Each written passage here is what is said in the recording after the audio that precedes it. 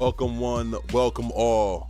Welcome to the Point A, Point B, the locker room NBA trade deadline edition stream. I am super excited to be able to talk to you about everything that's going to happen and be able to report to you as quickly as possible every trade that's going to happen going down this last few hours of the trade deadline. If you have been paying attention for the last couple of days, even I'm going to say the last week, the NBA trades have been insane. So it's not to say the least that we're going to have a great time today, and I'm so excited to be able to spend this time with you. Some trades that already happened today while we weren't on the air. Toronto Raptors are trading for Davion Mitchell. The Miami Heat, again, PJ Tucker is being moved to a third team. He is going to the Raptors. So PJ Tucker went from Utah to Miami to the Raptors all in 48 hours. So excited to see what Davion Mitchell can do for Miami. They're trying to retool their team as much as possible and, getting. Yeah. It's an okay trade. Toronto got a second round draft pick and some cash. So it always helps. This kind of seems like Miami is reeling after Jimmy Butler hit. Also, Patrick Baldwin Jr. is being traded to San Antonio. Milwaukee is sending Patrick Baldwin Jr. and cash to San Antonio. But no more information on that as of yet, as per Shams Charania. So I am locked in right now. We're going to be talking about everything NBA. Super duper excited. If you have not heard, Chet Holmgren is now off of the team's injury report, clearing the way for him to return to action on Friday against the Toronto Raptors, who's made all of these updates and trades to the roster in OKC. As of right now, the Thunder are 40-9, maintaining the most impressive record in the NBA. Obviously, they have the best record. And now they're going to be able to reintegrate Holmgren back into their starting lineup and be able to see exactly what he's able to do. They've been able to maintain an amazing one of their big bodies back. I know they're waiting for Hartenstein to get healthy as well. But once this team is fully healthy, I don't see many people who's going to be able to stop them. I'm super excited to see what they can do with that. Man, this should be a frantic last few hours. But at the same time, it's a little bit worrisome about what else can be done at this point in time, because so many big trades have already happened, right? You got Luka going to the Lakers, AD going to the Mavericks. You got Middleton going to the Wizards as Caruso. I'm sorry, not Caruso, but Kuzma goes to the Bucks. I'm not sure how many big trades are really available left. Right now, Kevin Durant is still on the table. That could be a big trade that can happen. That could be a big trade that could still happen with Kevin Durant. I can see him going to a few teams. We talked about it before. One of the teams being the 76ers. I think that organization has I think they have the lack of wherewithal, intelligence, maybe, to trade for him. And try to get Paul George off of their books, who has not been very consistent this year. So I do feel like they're a team that can go for that, as well as the Timberwolves, who may need to retool because I don't think that Julius Randle has been a piece that actually fits, and they need more outside shooting, and Kevin Durant can be that. So I think that they can use Julius Randle's contract to be able to try to pull him over there and honestly make a real push. That team is one that could use some veteran leadership, other than that's actually one, I should say, because they do have Michael Conley, I think, over there still as well. But I think a veteran leadership who's from someone who actually won an NBA championship can definitely help with Anthony Anderson's growth in the league. And Kevin Durant can be that. He could start going into that role of being a veteran leader. I know he's not really big on being a leader. He just wants the ball. But he is getting old, 36 years old. With some injury history, I think that going to the Timberwolves could be a big thing for Minnesota. So yeah, let's hear for that. No, hoping that that can be it. But that can be it. Also, here, trying to see if I can. Gonna look at some of these rosters now to see, you know, all the moves that's been made and everything like that. How these teams are looking now, especially the Lakers after the moves they made. We had a conversation about this last night. I am in pain. I am in pain in regards to what they did. Excuse me, a little exhausted, but in pain from what they did in order to get this trade done. Moving, I mean, it's a very controversial trade, right, to say the least. Especially with the fact that they got rid of Dalton Connect and a first round draft pick and a first round draft swap. So I mean, definitely something that I was not expecting.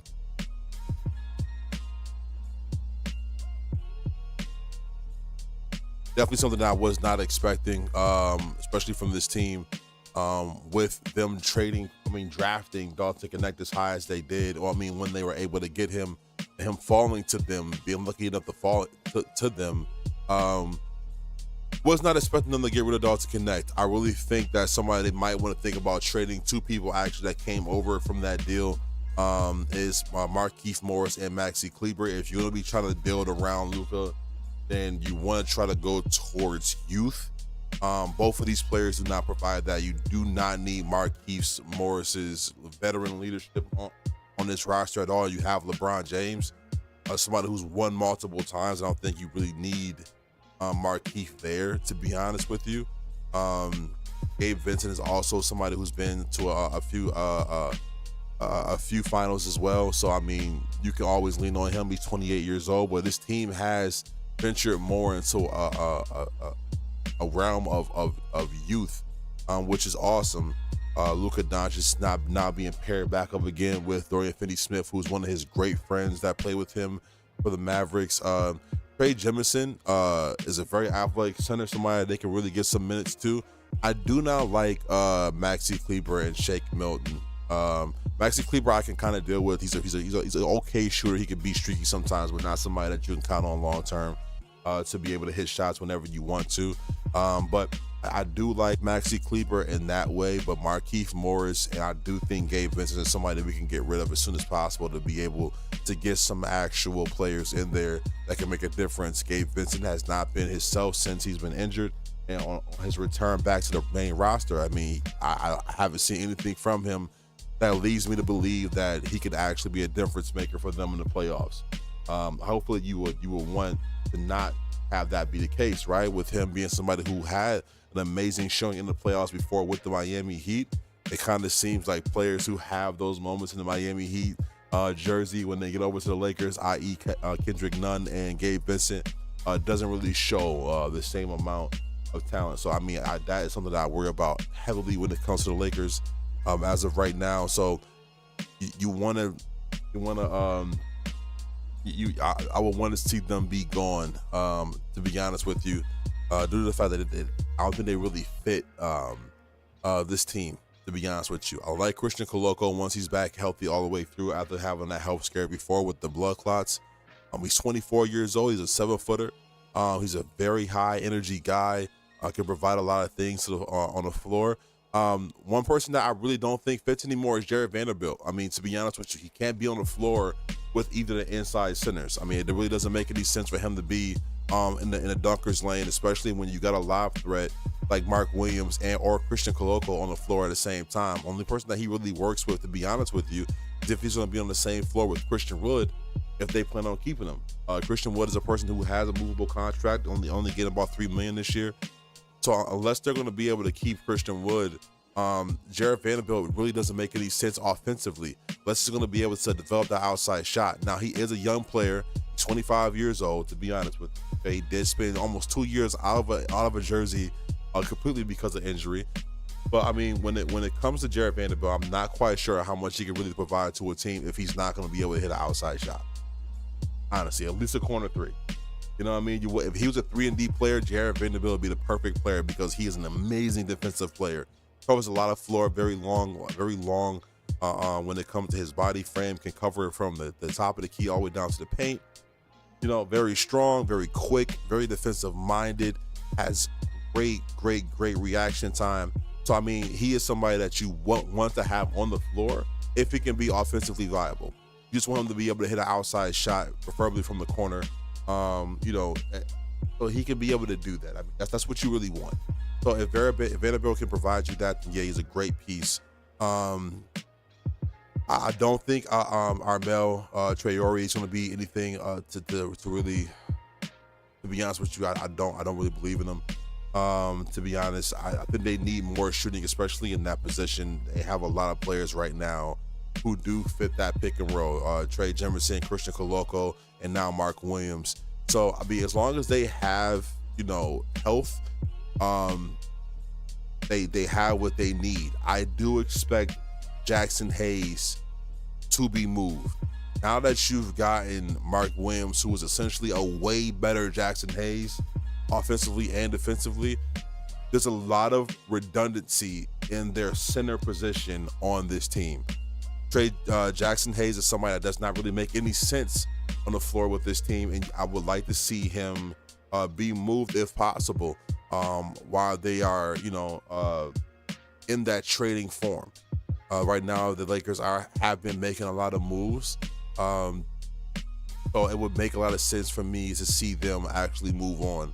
Now, on the opposite side of that, we're talking about the Mavericks, right? The Mavericks, who can really get things done here? Who can really make some moves here? I'm looking at the Mavericks right now, right? I'm just making sure I keep up with any updates at all when it comes to Shams and everybody else. So I'm locked in. Right? I'm locked in. As far as the Mavericks, right? Mavericks as a team that decided to base their future, right, their immediate future because of the trades or the moves they made so far, to focus on defense, especially defense in the paint, right? Max Christie, somebody who already got some minutes playing with the Mavericks. You know, he's happy to play anywhere at this point in time. I'm not really thinking that he really cares whether he's playing for the Lakers or not. I think Max Christie is more focused on being on the floor. So a player like that is always a great pickup because, you know, he's young, he's 21 years old. You're going to be able to get the most out of him when it comes to him defensively. He can be a pretty good scorer, as he showed in the G League about a year ago. So he did really well in that role as well. So, I mean, once he's able to have somebody actually believe in him to be able to be an offensive presence on the floor as much as he is a defensive presence on the floor, I think Max Christie is a great pickup. You got him for, I think, a 4-year contract, which is a really good thing. I mean, this is his first year of that 4-year contract he signed this past off season with the Lakers, prior to the move. But you also got Anthony Davis, of course, right? Who has 2 more years on his contract after this one. The last one being a player option, whether he wants to stay or not. At that point in time, he's going to be 33 years old. Anthony Davis is not old as hell, like, right? Because, I mean, you see people like Jimmy Butler, who was moved. He's 36 years old at this point in time. But Anthony Davis is somebody who, you know, who's averaging, I think, smooth, like 26 and in this. Want to double check that.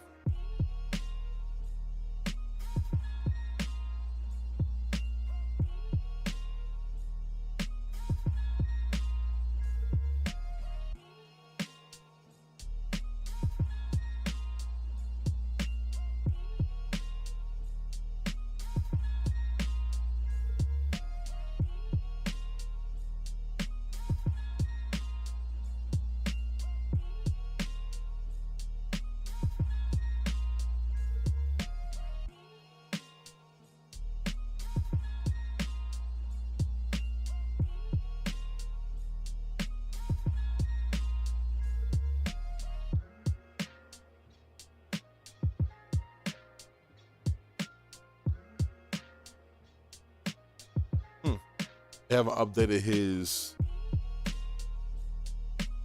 Yeah, so yeah, pretty much what I said. 26-11. 26-11. 26-12 to be honest. 10-time All-Star. He made sure that the Mavericks team make sure they fix that. 10-time All-Star. And this guy right here is a difference maker on the floor, right? Former #1 draft pick. You see him being somebody who can make an immediate difference on the floor. People who I feel like will not make a difference on the floor at all is Spencer Dinwiddie, 31 years old, has not been effective since his last tenure on the Mavericks. And he's not somebody that I really truly believe in when it comes to this team at all. So, I mean, I would like to see them make a decision of what they're going to do with him. It really doesn't make any sense to me, to be honest, to have him on the floor right now with this team. And he's not really able to provide any substantial, scoring or playmaking. Just not something that's really him. Daniel Gafford, great player, very young, very good at finishing around the rim. He's one of the most accurate players in the NBA today, especially around the rim. You do like that. They have a lot of size, man. A lot of redundancy, like I said before, in their big position. You would like to see a little more shooting in their big position. Anthony Davis is somebody who can spread the floor minimally. He's very good at the mid-range, of course. That's where his bread and butter is, the mid-range down. But three-point line is something that, you know what I'm saying, he has been working on more under JJ Redick this year before he was traded. And he's made some leaps and strides and stuff like that in that. But, I mean, I don't see that being enough when it comes to this. Now, Kyrie Irving has 1 year left on his contract, and then he's out of there. And they have to decide whether they're going to re-sign him or if they're going to move in a different direction. Depending on what they do this year, I mean, how this team looks this year when it comes to him actually leading the roster and being the #1 scoring option, you're going to see where the Mavericks want to go when it comes to having players on this. Me and my friend Ash, who's a lifelong Mavericks fan until as of recently, had a conversation in regards to this of what they think this is going to look like in the next couple years. I don't feel like a lot of teams, especially star players, are going to want to play for the Mavericks team, or players that are drafted there who has a high potential is going to want to stay there on a second contract when it comes to that team because of what they just did to Luka. They had an opportunity to be able to give one of their players, the first player who's going to be able to earn the Supermax contract. And instead of wanting to pay him, and he's 25 years old, not even really truly, even though you got to think about this. Luka is 25 years old, is not truly in his prime yet. Instead of wanting to pay him, they traded him. So there's no feel of safety or loyalty when it comes to that team, to the fan base, but also to its players. So I feel like the Kyrie and Anthony Davis won't be there long term. I don't think there's any comfort that can be given or that can be purveyed to any star player at this point in time that would make sense enough for me to want to be able to stay with a team like that. That's very worrisome, and I don't see how that makes a lot of sense, right? You get rid of a player who's in his prime to pick up an older player who is no longer in his prime. They have to win now, right? And there's a lot of leaps and bounds that's going to have to happen for them to be able to get into that Western Conference title picture again. Without Luka, I don't really see them doing that. Kyrie has not been a person that you can depend on when it comes to winning by himself. And Anthony Davis hasn't been either. Both of them have reached the pinnacle of their success in the NBA with LeBron James, right? So I'm not quite sure what they can do on their own without him, to be honest with you, because I have not seen either one of them be successful without him. Before LeBron James came back to Cleveland, obviously Kyrie didn't have a lot of talent there for that Cleveland team, but they didn't really do much. And then once he asked for a trade from Cleveland to go over to the Celtics, the team did better without him there. They got him. They got to the Eastern Conference Finals the year where he was injured, without him playing, and then the year he came back, they got knocked out, I believe, in the first or second round by the Bucks. So I mean, and then obviously the fiasco, which was Brooklyn, right, where he was paired again with two more stars, and it did not pan out. We'll get to talk about one of those other stars as well in a little bit now, but I do not see them being able to maintain Kyrie Irving, or I'm sorry, maintain a winning mentality for more than 2 years. Kyrie Irving is not going to be able to provide you that, and AD, with his injury history and stuff like that, is something that I would worry about. But moves that they could make at this point in time that I feel like would be smart for them to make is to get an actual point guard, somebody who could actually see the floor. And one person I would think about is actually Tyrese Jones from the Phoenix Suns. He's somebody that should really be in anybody who needs an actual point guard. He should be in the conversation for them to go out and get. I've been wanting Tyrese Jones in the Lakers for a couple years now, just because he's one of the better assist to turnover ratio point guards, having one of the best ones in the league every year. Very, very dependable, very relaxed in his role. So he's somebody that I really thought would make a difference. But we ended up getting Luka, which is, that's pretty good as well. But that's somebody I think on this team will make a big difference. Spencer Dinwiddie is not the point guard of your future. Kyrie is better in that two-guard role because he's more of a scorer. He's not really a pick-and-roll point guard. Very talented, though. One of the best scorers in the league. Not taking anything away from his talent at all. But I have not seen that transition to winning at all since his one ring with LeBron James. Looking at the rest of this team right now, another contract they might want to come off of is Klay Thompson. Klay has been shooting about 40% from the 3-point line in the last month. Has been getting back into a form, which can really boost his trade stock. Definitely great, but I don't see them doing much more to help this team be a winner as of right now, to be honest with you.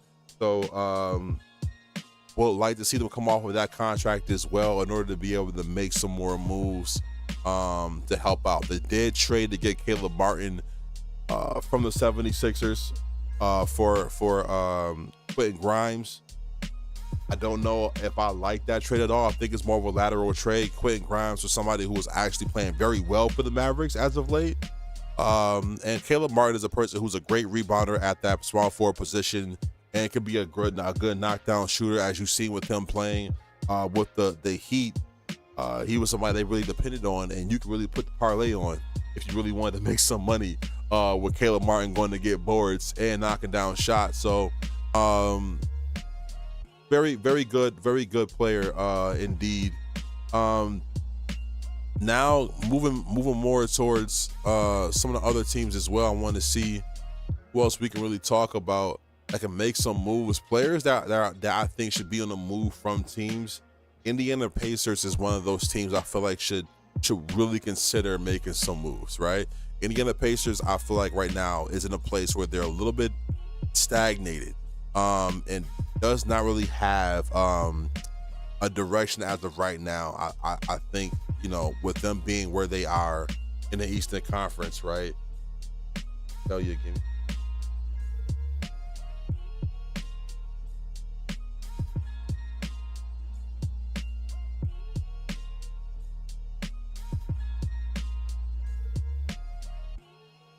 Right now, the Pacers are fourth in the Eastern Conference, right? They're 28-21.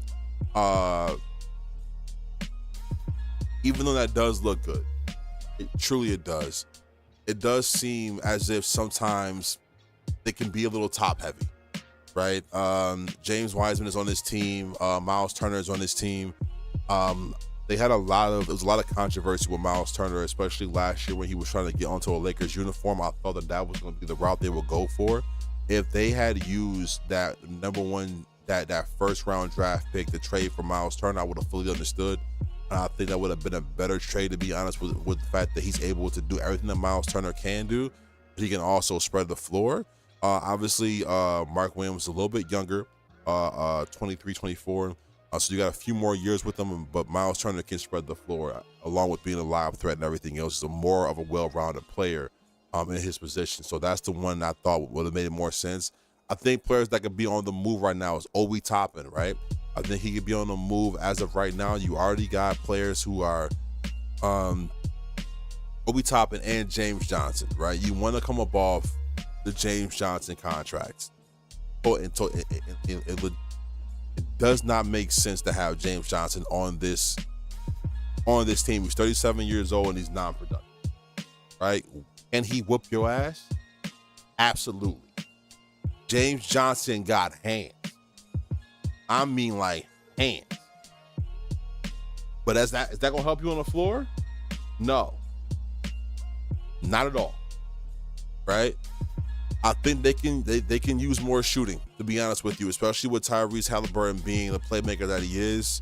That they can use more shooting. Pascal Siakam is a person that is 30 years old right now, and his talent is not based around shooting. So in the next few years, his worth can drop immensely because he's getting older. Athleticism does seem to wane once you're getting older, and you move a little bit slower. The defense isn't the same when he can't spread the floor effectively. So I mean, $42 million. I would try to move Pascal Siakam.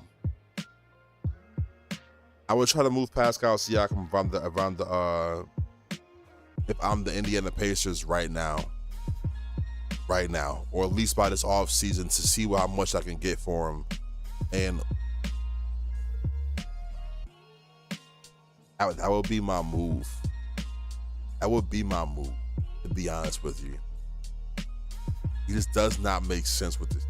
I think what take this team to the next level is to get back and shoot. That would be my move, personally.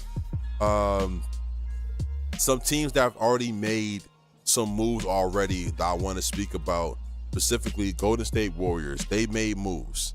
They made a big move, right? They made a huge move to get Jimmy Butler. Awesome, right? You got Jimmy Butler, a complete dog. Jimmy's averaging 17, 5, and 5 this year, shooting about 54% from the field. Nasty work, right? And I mean, Jimmy Butler playing all the mind games he was playing, saying that he would not re-sign with the Warriors, and then decided to re-sign with the Warriors. Awesome sauce. We're glad to see him be somewhere else now, and them betting on finally Jimmy Butler and getting a star, which is great. But they signed him on a 2-year, $121 million extension. Kind of crazy to me, to be honest with you. Kind of crazy to me, but you know, he's 35 years old. By the time he gets done with that contract, he's going to be 38, and I don't see how that makes that much sense, especially with the fact that he's 35. The year younger than Stephen Curry, but Steph Curry has the ability to be able to shoot and spread the floor. And like I said before, shooting does not wane over time, man. Shooters always going to be able to shoot. So this team is extremely old right now when it comes to their top players. I would have leaned on getting younger players. Excuse me. I would have leaned on getting younger players, but they traded to get older. And as of right now, the Warriors are they're 11th in the West right now, 25 and 25. I see that rising, but I also see the Spurs getting better as well. They just had a big mistakes. I don't see that being the same way for a long time at all with the addition of De'Aaron Fox on their team. So the Warriors are gonna have to fight to get back to the playoffs, and then fight to be in the playoffs, because they're going to be in the play-in tournament, to be honest with you. I I don't see this making much sense. Draymond Green is somebody you have to get rid of now. Draymond Green is someone you have to get rid of now. Now. If you are watching with us on Shadow Network, whether on Twitch or on YouTube, thank you so much for being with us. I want to make sure that you know it's important that you follow, share, and subscribe. Please make sure that you allow us to be able to be with you for the long term, and by us being able to have you subscribe, it helps us grow and be able to pour back into the content. That really helps. Let's talk about the trade that did go down, right? On one side, Jimmy Butler, who is averaging 5 and 5, right? 17, 5 and 5 with 54 and 36 when it comes to shooting splits. Looking really good. The Heat got Andrew Wiggins, who's averaging just about the same, a little bit less than assist, and shooting a little bit worse, but he's a little bit younger. So I mean, you get what you want, right? On both sides, right? Warriors finally get their star, right? They finally get a chance to be the bride, not the bridesmaid, right? Because they've been wanting to get a star, and everybody's been telling them no, right? Originally, Jimmy Butler told them no because he wanted to go to the Suns, but Bradley Beal, standing on all 10s, has decided he does not want to be moved, and won't waive his trading clause, his no trade clause, which is insane that somebody gave him that in the first place. But a big move made. Phoenix Suns are trading Jusuf Nurkic and a first-round draft pick to Charlotte for Cody Martin and Vacic Micic in a second-round draft pick. That's just been updated. So let's go check that out right now. That trade just been updated. Let me see here. Yep. Jusuf Nurkic to Charlotte for Cody Martin.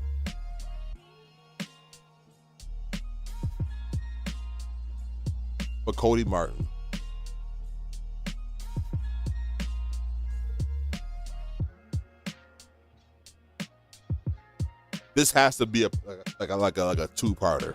They have to be doing something else, right? This can't just be it. Give me 1 second. I apologize for the static that's going on with it, but this can't just be it, right? It's really no way this can just be it. That'd be insane. Honestly, that'd be insane. That's just it. The Hornets get bigger, right? With Jusuf Nurkic. He's a great all the way player. He's great defensively, right? So we're not taking that away.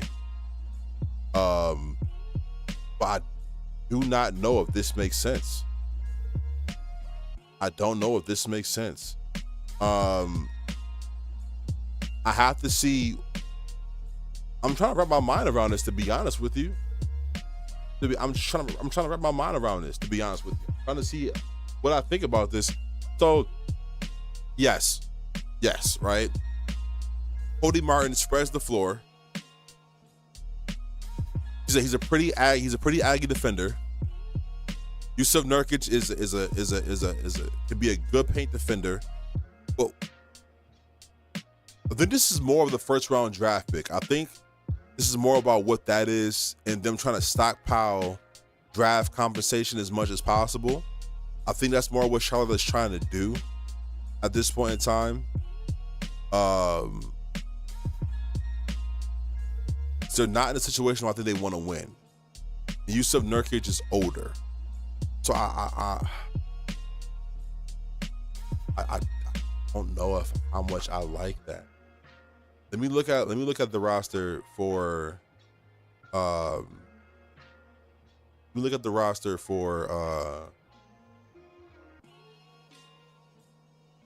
Hornets.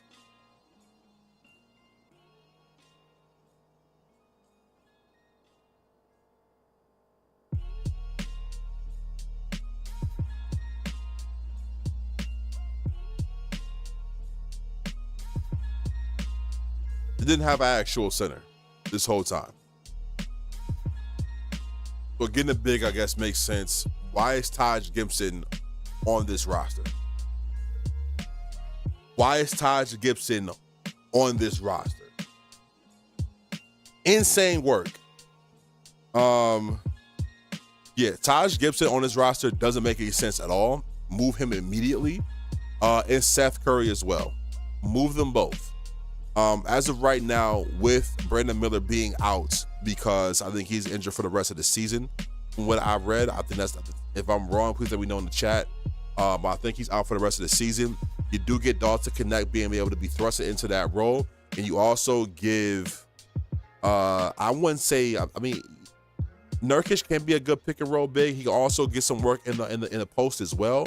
But he does set really solid screens where LaMelo can be able to use to get open and knock down threes. And with LaMelo's height and his speed and ball handling and playmaking ability in general, I think that's a good pickup for the Hornets if they are trying to actually make a push. But I don't see a reason why they would want to do that. Right now, to be honest, they're the second worst team in the East right now at 12-36. So it doesn't really make too much sense for them to do anything else but look to lose. Look to lose, right? Look to lose. I did not know Grant Williams is 26 years old. Well, I mean, they got Josh. They got Grant Williams. They got Cam Reddish, is a great defensive player as well. He's still young at 25 years old. I mean, I won't say great player, but I don't know what this does for them. This has to be something that the Suns are looking to do in order to be able to move something else again. Because as of right now, they've been faltering. The Suns aren't great. They're 10th in the West. They're 25-25. They haven't really done much when it comes to being effective on the floor. And with all the talent they have on that team, right, that they tried to do home run deals for over the past 3 off seasons. I mean, you would expect them to do more, right? Be able to provide you more. Let me reset the page. Be able to provide you more, but they haven't been able to do that. And I'm glad we're here now. We're able to talk about this because I specifically want to talk about Kevin Durant and his and what they would have to do to get rid of that contract, right? I think they need to trade him immediately, right? Trade him immediately. Now, as it comes to having a big on this team, I don't know whether they're going to start Bobo now, if that's their plan, because Yusuf Nurkic is gone. So I think they're maybe going to try to start Bobo, but it's either going to be Bobo or Mason Plumlee, which is trash, to be honest with you. Bobo is probably their most unique player on the court because he can do pretty much everything that Wemby can do when it comes to being a ball handler and a shooter and everything else. He was the first iteration of Wemby that we had in the league, but doesn't get the respect for, but that's what he was. But I do not see a situation where that makes much sense. I don't see how that makes sense. I don't see it. I'm trying to see. One moment.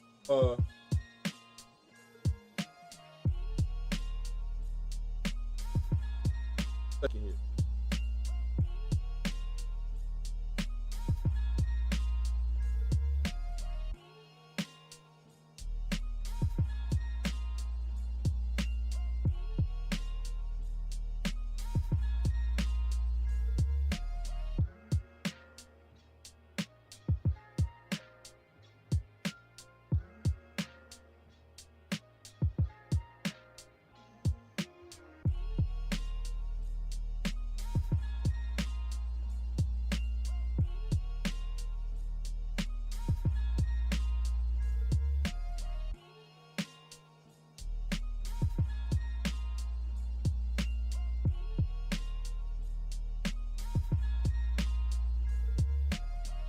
Up all the information.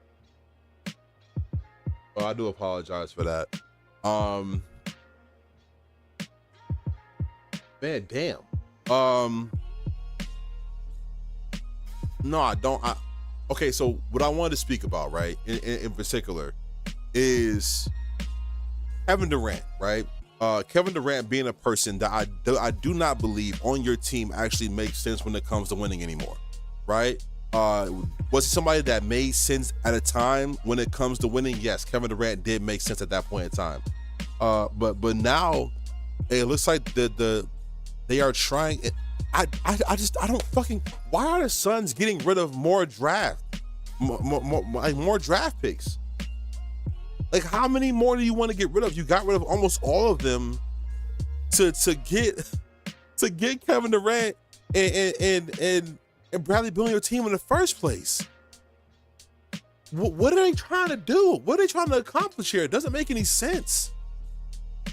It doesn't make any sense. It doesn't make any sense at all. I don't understand it. I don't understand it.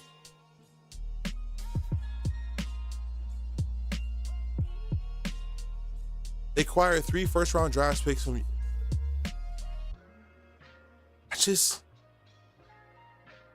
don't get it.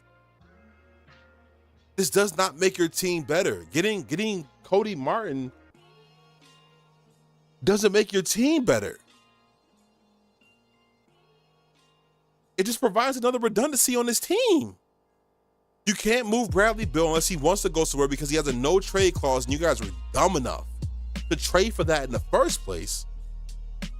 Because you just want to grasp at something that's not there. Devin Booker is not a point guard. Period. You can put the ball in his hands if you want to. Is he a great player all around? Of course. He's a great scorer, but he is not a point guard. You guys let Chris Paul walk, and Chris Paul was the best point guard you guys have had in a long time, who led you guys leadership-wise to an NBA championship appearance. Didn't win because DeAndre Ayton is DeAndre Ayton, soft. But this does not make any sense at all. At all. This makes no sense at all. I don't understand it at all. At all. Like I was saying about Kevin Durant, though, Kevin Durant has not been a person that can lead you to a championship or helps a team be a winner at all for the last 4 or 5 years. Since he left the Warriors and decided he does not want to return to the Warriors, to the only organization that's actually helped him win, right? He has not proven to be a winner. And he keeps putting himself in situations like this where he's surrounded by 2 other superstars, right? 2 other superstars, right? Before this, right? He went with 2 other playoff chokers, generational playoff chokers. Other than, Kyrie won with LeBron James, but we're not going to do that. It's LeBron James. He won the 10 straight NBA Finals, right? When it comes to them being by themselves, James Harden, Kyrie Irving, he played with both of them, right? Right before that, he's with the best team that ever was formulated with the Warriors, with Steph Curry and Klay Thompson and Draymond Green. At that point in time, Draymond Green was actually a player that had some productivity with him. Before that, right, he was with James Harden again, Russell Westbrook, Serge Ibaka. He had a team over there where they were homegrown, so that made more sense, right? But since leaving the Warriors, he's been playing with a Brooklyn team that did nothing, right? That did nothing. Even when that team was all together and stuff like that, and all of them were all playing together, they did nothing, right? Couldn't do anything with that because he was chasing something that wasn't there, trying to grasp for something that wasn't going to happen on the east side with Brooklyn, right? Then he comes to the west and do the exact same thing. Chase it over here. You got Devin Booker and Bradley Beal, and you're literally 10th in the West, 25-25. It doesn't make any sense to me for any team to really try to charge at him. In order to, I just don't see a reason. I don't see a reason for any team to go out there and try to get them Kevin Durant. If I was Devin Booker, I would try to get out. You got 2 players on a team where you were drafted on making more money than you. And it doesn't make, I would try to get out. Bradley Beal got the Suns in a chokehold right now because the Suns are poorly ran. They're horribly ran. They're horribly ran. Okay, it's been updated. It don't make sense.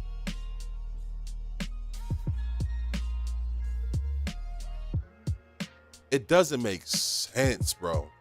This is a horrible trade. They just doing stuff. At this point, I really feel they're just pressing buttons. At this point, they're just pressing buttons. They have to update this side too, right? They haven't updated this side yet. It's crazy. At this point, they're just pressing buttons. The Suns,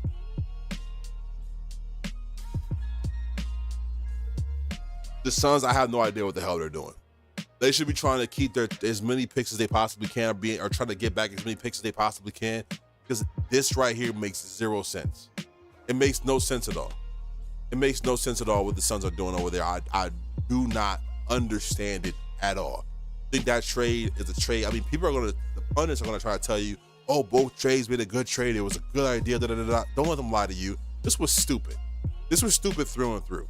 This was stupid through and through. Now, the Hornets, if they're trying to win, which they should not be trying to do at all, they add Jusuf Nurkic. They updated it finally. They add Jusuf Nurkic, who was a big man. He's a 7-footer.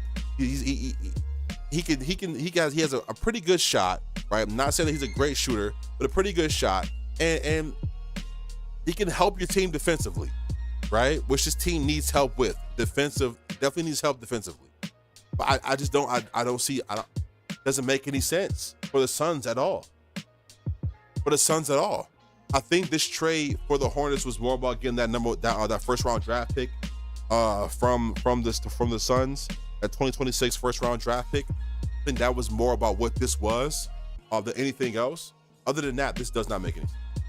This is dumb. This is dumb. This is dumb. Let's look at a different team, man. As we are waiting for more information to come in, we are about an hour and 20 minutes away from the deadline. Ooh, about an hour and 20 minutes left from the deadline, and so many more things can happen. And right now, I'm looking at another team who just made a move. I'm looking at another team. I'm sorry for my lack of pronouncing of being able to pronounce words. My apologies. I'm fumbling through, but another team that just made a move recently, finally being able to get off of the Jimmy Butler drama that they had at that point in time. The Miami Heat. The Miami Heat, as of right now, have a roster of I don't give a fuck. That's what they have a roster of. Old players, young players. They went and got Davion Mitchell from Toronto, which was a good pickup, absolutely, right? But they have Tyler Hero listed as their point guard. I don't like it. I don't like it at all, right? And I do not like Bam being your center. He's a 6'9" big. He should be a power forward. He needs to be around somebody else who can help be a bigger body. The years of the depth lineup with the Warriors when they had that small ball depth lineup is gone. It's gone. They're all looking forward to getting those players. Hold on. Another update happened just now. Coming in right now, the Cavaliers have traded Caris LeVert and Niang. Wow. For DeAndre Hunter. Wow. 32 seconds ago, this was announced. Insane. As more information comes in with this, I'll be able to provide you more information regarding the trade, the details of the pick swaps and everything else. But the Atlanta Hawks moving DeAndre Hunter, their young defensive forward, for Caris LeVert. Now, Caris LeVert is a great scorer. He's been on the bench for the Cavaliers this season, has been playing pretty good on the bench as well for them. And Niang, who's also been a really good shooter over there for the Cavaliers. I'm surprised the Cavaliers are making moves right now in order to better their team, but I don't hate it. I don't hate it. I kind of think this is a win on both sides. Unlike the trade we just seen with the Suns, I think that this is an all-around winner. The Cavaliers get more defense, which they've been amazing. With. They get more defense.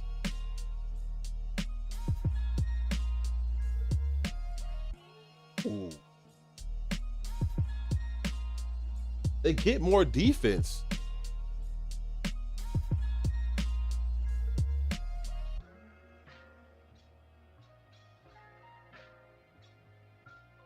Phil says dumb as hell.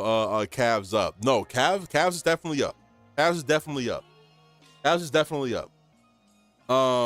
It was kind of. I mean, it's dumb unless they are looking. Now rock with me. Unless they are looking right to blow up that Hawks team completely, which is a possibility. The Hawks, as of right now, are 23-28. They're 9th in the East. There's no reason for me to feel like that they should keep that team going. And Trae Young isn't good enough as of right now to bring this iteration of this Hawks team back down from the trenches to the Eastern Conference Finals again. I think they should blow that team up. And if they're looking to move Trae Young, because Trae Young's been alluding to, if you've seen him, if you're following him on Twitter or his social medias, he's been throwing little like subtle jabs and stuff like that, saying little things about him being moved. And I think that this is a possibility where he can actually be moved. So do not be surprised if you do see him being moved, because man, what a pickup. What a pickup. What a pickup. What a pickup for the Cavs. This immediately makes their team better. Immediately. I want to see if they updated this on ESPN yet, because I know it just came in.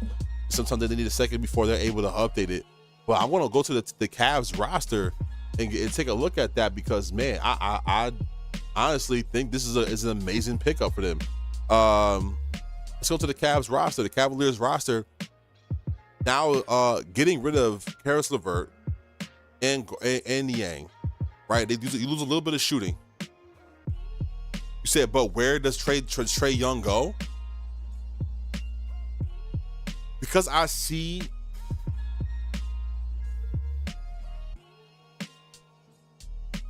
I'm trying to think. Teams who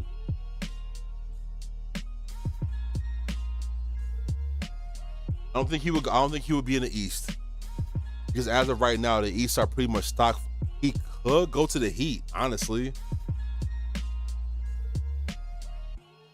I could see him fitting in the East for the Heat.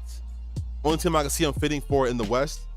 To be honest, I mean, I'm sorry, in the East. I'm sorry. I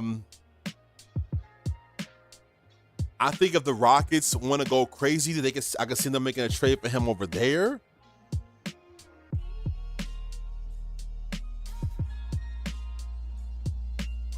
The Kings do not have a point guard right now, and if you remember, for the Bulls, the problem was that the two didn't want to play together. Zach LaVine and oh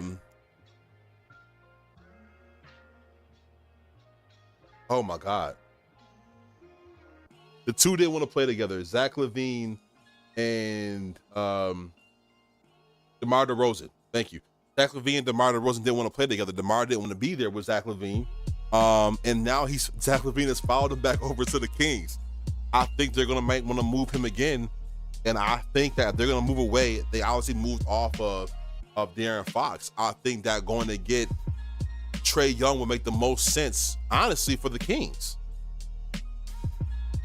That's the only team I can see actually making sense right now. They're ninth in the Western Conference. They're 500. I don't see why they wouldn't go for him. Then that makes the most sense right now. The Kings make the most sense right now for Trae Young. But as it comes to the Cavaliers, right? When it comes to this team for the Cavaliers, what they were able to do, I want to see if they actually updated it yet. They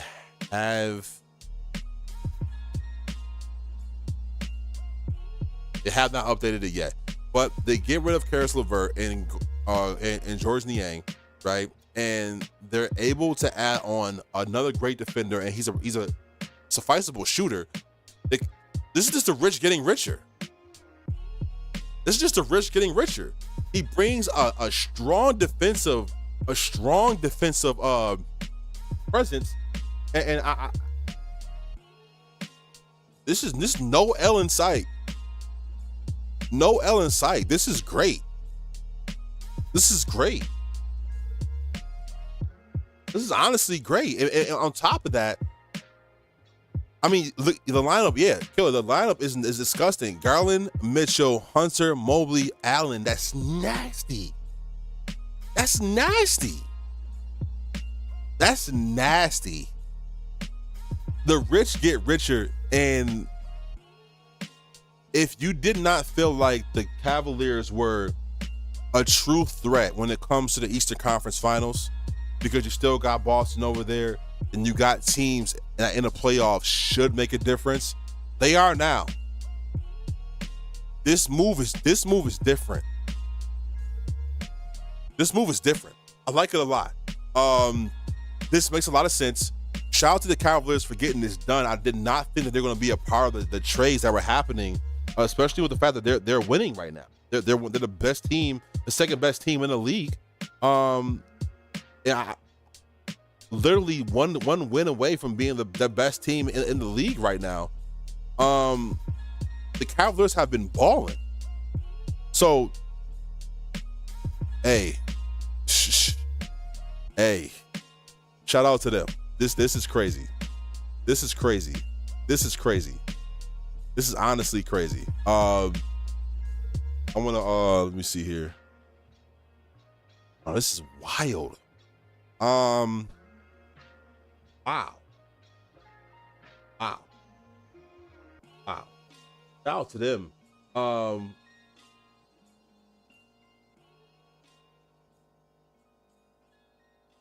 Looking to see if any of my co-hosts on. Yeah, they're not on. But man, shout out to them. The Cavaliers really made a trade that makes sense for them as of right now. This is an amazing trade for them.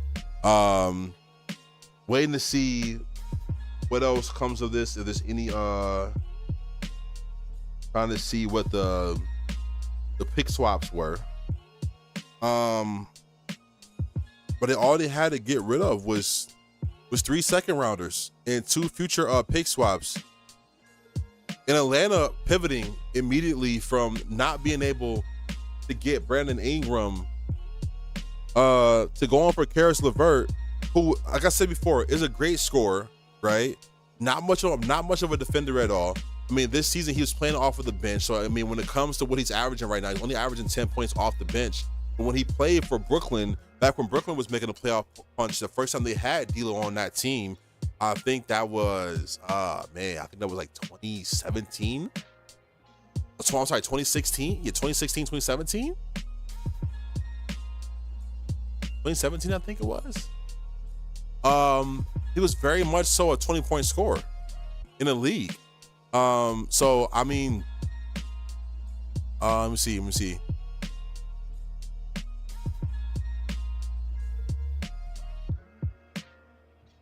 Yeah. That second 2017, 2018. Yeah. A 20-point scorer. Indiana, he was a 20-point scorer. It was Indiana. Going crazy for Indiana. Yes, it was Indiana. My apologies. It was 2019, 2020. That 4-year stretch where he was going dumb. So my apologies. Yeah, it wasn't 2017. It was 2019 until 2022. He was going dumb with being a scorer. So I think that honestly, it could be a great pickup on both sides. He gets to probably thrusted back into a starting lineup again with the Hawks. You add more scoring around Trae Young until they trade him. I think they move Trae Young. Honestly, they have to move Trae Young. They have to move Trae Young with this deal. They have to move Trae Young. Honestly, they got to. It doesn't make sense that they don't. They got to move Trae Young. They have to move Trae Young. Let's go look at the Hawks right now and what they have built around their team over there. Yeah, man. 27-year-old DeAndre Hunter, man. $21 million problem. They still got Bogdanovich over there, who who's going to be, I think, 32 years old, but he's still a sniper. You've seen what he did in the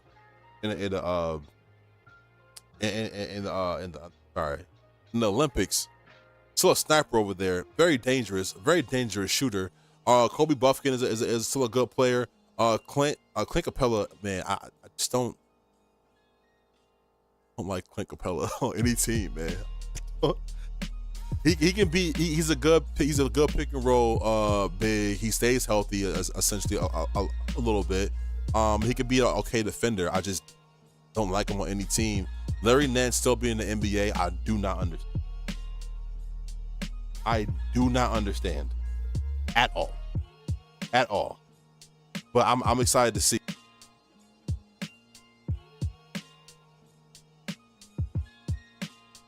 I'm excited to see. This is going to be one of them ones, man.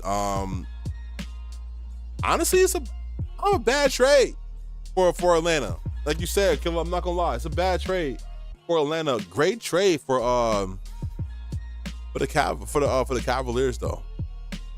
The rich is getting richer. If you are a Brooklyn fan, damn. I don't know what Brooklyn's mindset is going forward as of right now.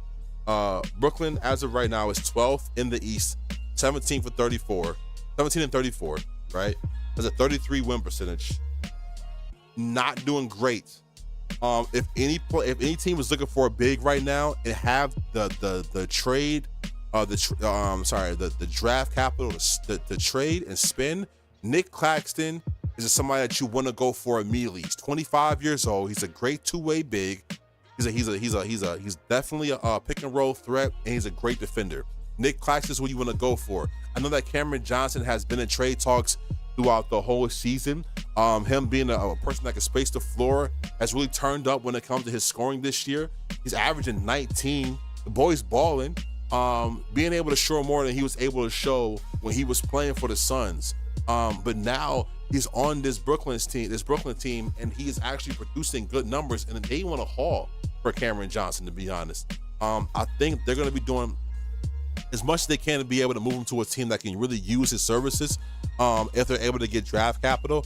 Certain teams are totally out of this conversation now, i.e. the Lakers cannot go for this, but I think a team that can really help or benefit from him is the Clippers, honestly. The Clippers should be trying to do their best to get off of Kawhi Leonard's contract as fast as possible. We're going to talk about them in a little bit, but Cameron Johnson, definitely a good person they want to go for. A lot of young talent, on this team right now. Especially, Maxwell Lewis is gone for the year. He tore his ACL, but he's gone for the year. As soon as he got over there from the Lakers, he immediately got injured. But other than that, Day'Ron Sharpe, another big who's very, very talented, man.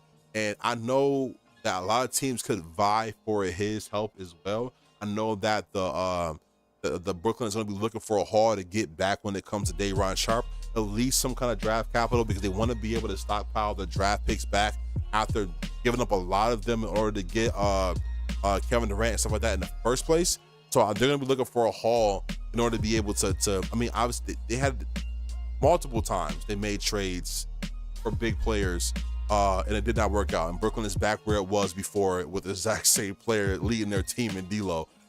So, I mean, they kind of went into a circle, right? Next year, they get a chance to get off of Ben Simmons' contract, which is awesome. As of right now, no one wants Ben Simmons at the price point that he is at right now. Do not think that means Ben Simmons is out of the league.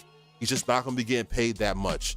Ben Simmons is going to drop $40 million. You'll see him probably make about $10 million around that amount a year. Going to drop immensely because of his lack of play and I think his lack of just wanting to be on the floor. So expect to see that being the case when it comes to Ben Simmons. But they have players. You got Cam Thomas and you got D'Lo, two players that you can really build around your future. Cam Thomas really being that one essentially.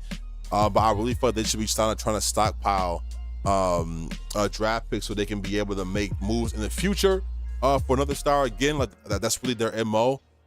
They want to make relevant basketball in Brooklyn, but the East is stacked right now. The East is stacked right now. East is stacked right now. Yeah, man. I just, this is damn. And you got Bogdan over there being 35 years old, making $20 million. Dear God. Dear God.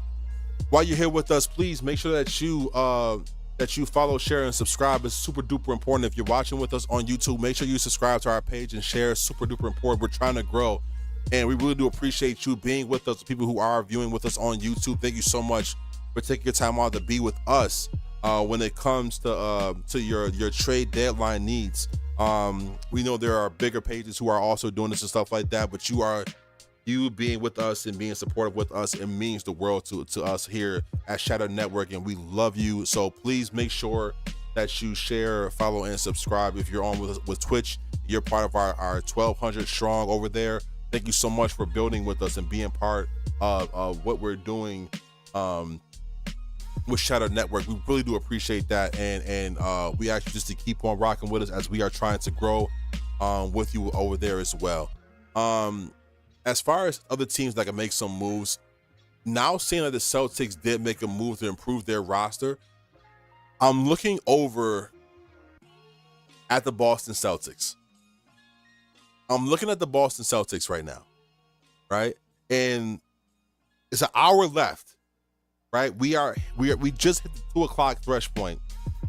It's an hour left, and the most insane trade deadline I've ever seen in my entire life. We have an hour left in that. Okay. And with that being the case, we have an opportunity now, right? We have an opportunity now to see another team make a big move. And to me, that's going to be the Boston Celtics, right? There are players out there that can fit this roster and help them be better. I think they should try to get off of the Al Horford contract. He's 38 years old, and it does make sense to move on from Al Horford. To be honest with you, it makes sense to move on from Al Horford, right? We're talking about a team who's already right now, I think they are second in the East. If I'm not to be mistaken, yes, they are second in the East right now. The Knicks are closing in on them pretty quickly. But the Celtics right now are second in the East. They're 36-15. They're a great team all around. Believe me, they're champions, right? They did just win. Jaylen Brown did prove his worth in the championship, but I do think they should try to get off of that contract. If they can go find another big, I would do that for Al Horford. I would do that for Al Horford. I would get him out of there.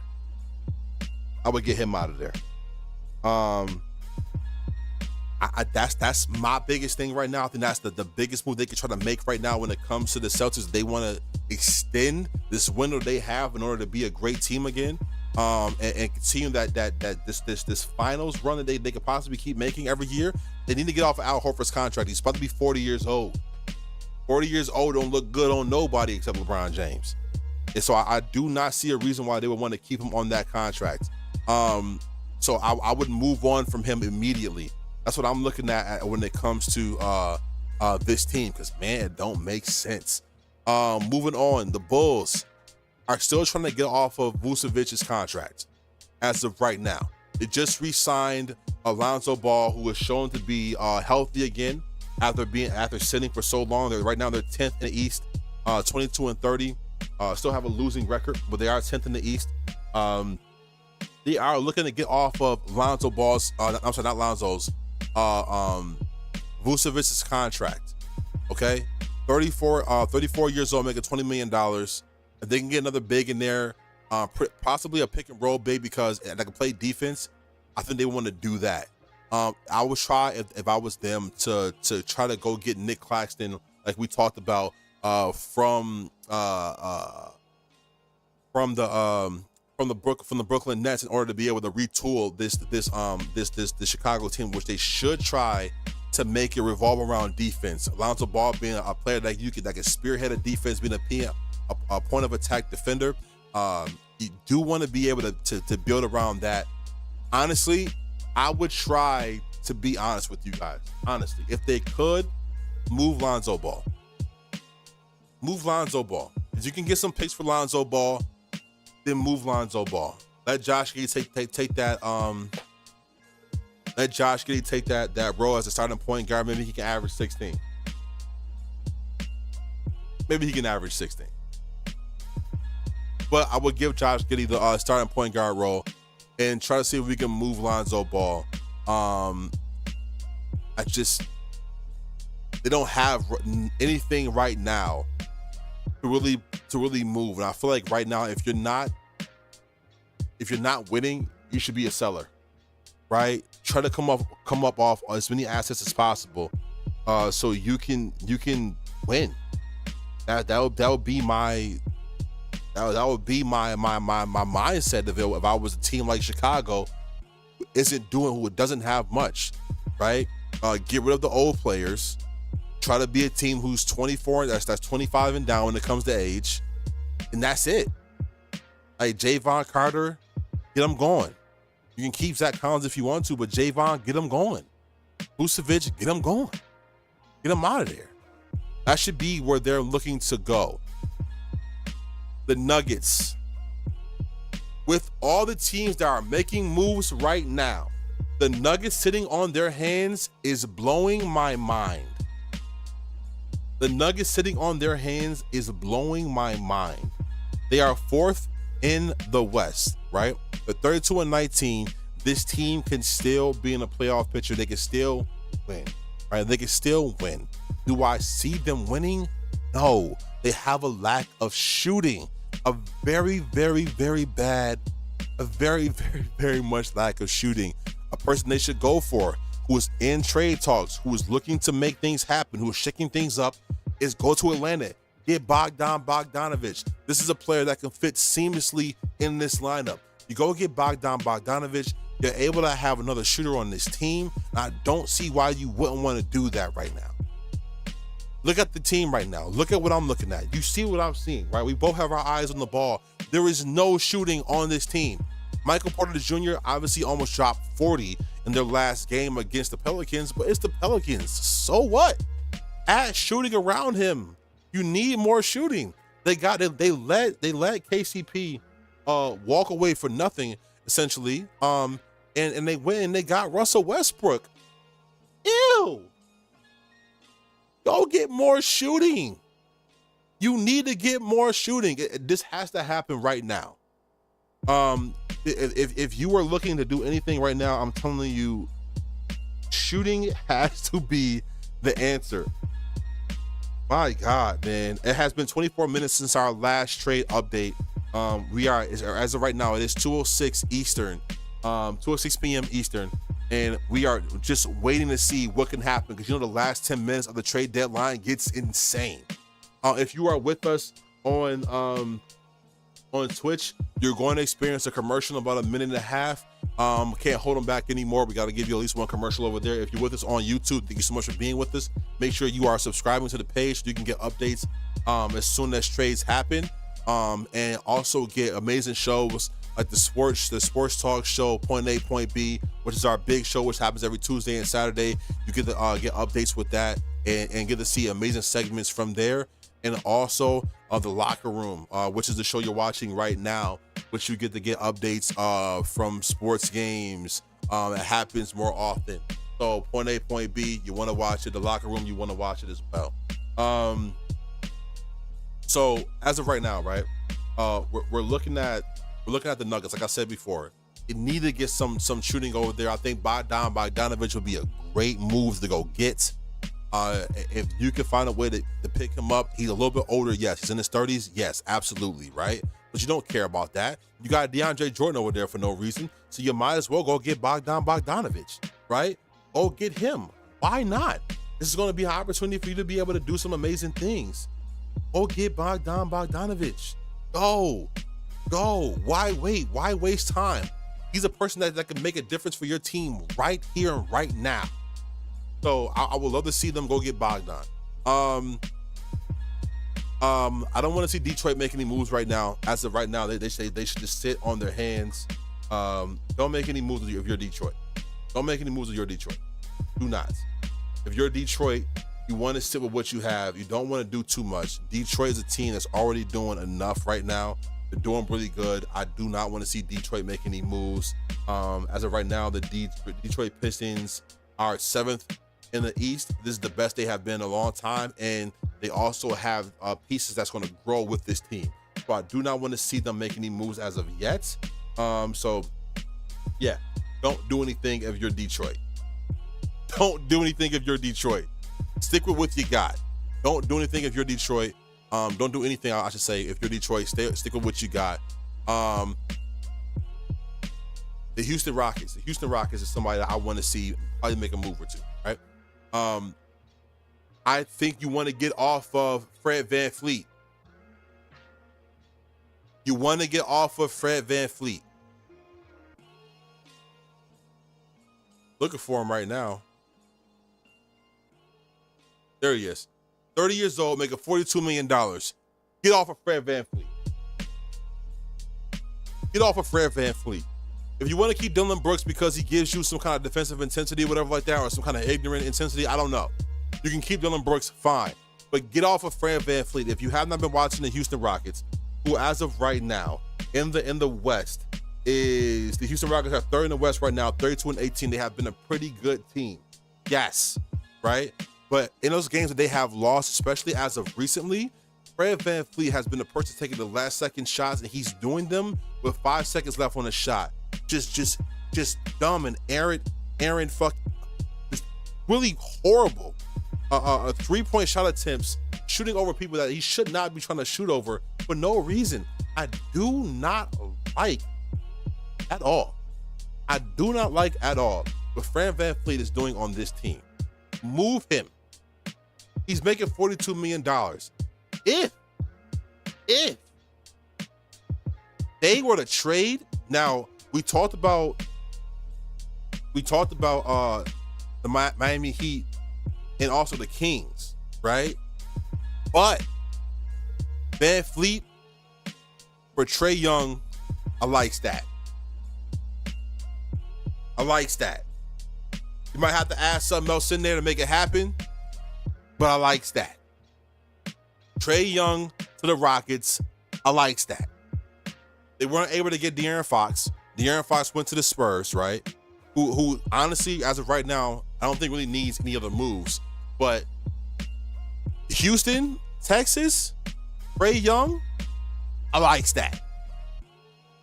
That attitude over there with them young players, him and Jalen Green being not only is a scoring threat, but he's a lob threat, a constant lob threat. And you know Trae Young likes those lobs. Steven Adams being that big man that could come off the bench and still give you good numbers. Sengun right there pretty much being a Sabonis light. I like that. I like Trae Young for the Houston Rockets. They want to really push that envelope because remember, Trae Young did take the Hawks to the Eastern Conference Finals. He did beat he beat the 76ers. He did do that. He did send New York home. He did do that. I likes that. I like that. I like it a lot. I like it a lot. I like it a lot. Let's move on to the LA Clippers, right? We talked about them a little bit, right? They got Cam Christie, which is Max Christie's little brother. Cam Christie's, I think he's a better player all the way around. Kobe Brown is a player that could give you some production as well. Chris Dunn finding his way back into the NBA, amazing. They went and got Drew Eubanks as of recent. I don't know how I feel about that trade. James Harden has done pretty much a resurgence of his career this year with the Clippers, making them pretty much the Houston Clippers. You know what I'm saying? That's what they've been under him, and that's it's been working for them. As of right now, the Clippers in the West, they are 6th in the West right now. So they're out of the play-in tournament. They're one game above the Timberwolves. But I really feel like the player they should try to move as soon as possible is Kawhi Leonard. He obviously does not care about playing basketball as much as you want a star to care about playing basketball. I'm tired of seeing Kawhi is coming back commercials and everything else. You need to get off Kawhi Leonard's contract. It does not help you be a winner at all. He needs to be in a situation, he needs to be in a program or a team where he does not have to worry about being the best player on the floor, where you can still make things happen if he's not there. That's personally what makes sense for Kawhi Leonard. You want to get up off that contract. You just want to get up off that contract. I think Kawhi Leonard is the person that you want to move on from immediately. You got Zubac still. I like him as your big. Keep him as your big. Kevin Porter Jr. was a pretty good pickup as well. I think they can do with having another star. I think getting off of Kawhi and Nicholas Batum can be great for them. They can find a way to add another small forward to that team. That'd be great. I'm not quite sure who I would want to come over there at this point in time because there's so many people who did not work. I mean, if they want to say F it and send Kawhi Leonard over there and then get Kevin Durant, I'll be cool with that. I'll be cool with that.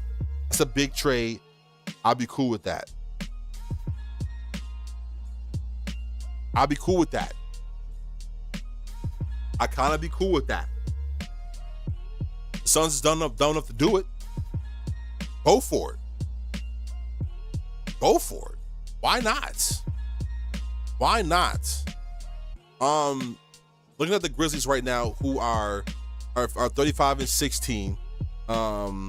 They are, as of right now, second in the West right now.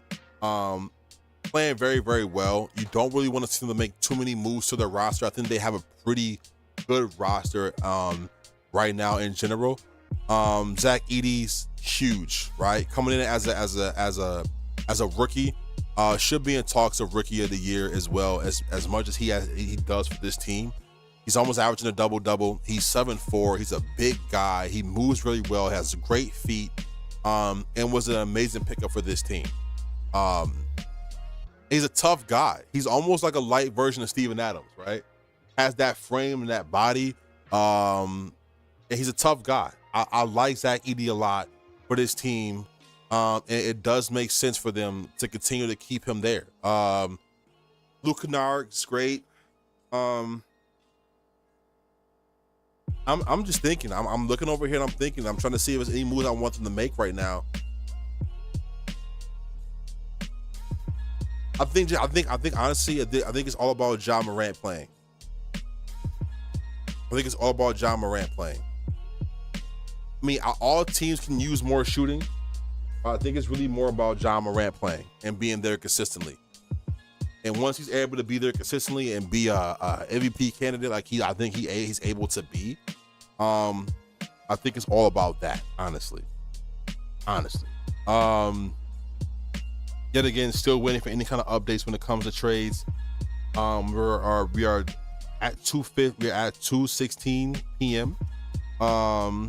About 44 minutes left until the end of the trade deadline. So, crazy work. Jay Huff, man, shout out to Jay Huff, who was on the G League for the Lakers, moved over to the Grizzlies and found a home for himself immediately. With his shooting, he's a great fit for any team. So I want to talk about the Bucks, man. The Bucks went off and they made a trade to get off of Middleton's contract, which was genius work, right? Genius level work. I love the fact that they were able to do that. They got off of that contract because he just had surgery on both his ankles on this past offseason, and is not someone that you wanted to see be with you for long term because he's already pretty old. He's 33 years old, I think, 33, 34 years old, and didn't have much more in the tank, and he was never there when you needed him in the playoffs, which is the biggest reason why they had to get off of that contract. But it makes sense that they moved him. They moved him to a team that's just pretty much NBA purgatory, with Washington Wizards being that. But man, this right here was really good. It allowed them to be able to be a little bit younger, a little bit faster, and a player who's having a down year, so his worth dropped a little bit, and unselfishly took less on his trade kicker, so this team can still go out there and make moves, and I think they should still be aggressive. The Bucks should still be aggressive right now. Two people they should trade is Taurean Prince and Darvin Ham. You know I hate Darvin Ham. If you are here or you've been a consecutive watcher of this show or just Shatter Network in general, or point A, point B, Darvin Ham is the thorn in my bush. I do not like Darvin Ham. I don't like green eggs and ham, and I do not like Darvin Ham. Get off of that immediately. Trade Taurean Prince. Trade him. Trade Taurean. Trade Taurean. I don't like honestly, to be honest with you, right? This team is 27-20. The third in their division, right? In the Eastern Conference, they are fifth in the Eastern Conference. This goes from them being the first in the Eastern Conference 2 years ago, and the third last year. I don't want to give any of the credit, right, to Doc Rivers, who pretty much picked up a team that was running very well under Adrian Griffin, who was Doc being his mentor at the time, and pretty much moved him out of his position to take it. This team should be built to win.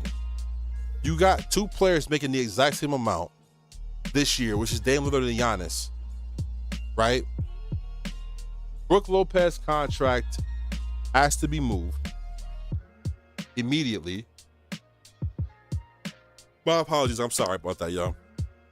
I did not get that much sleep because last night I was up informing you guys of more updates as the trades were happening last night up to like 2 o'clock, 3 o'clock in the morning. So I do apologize for that.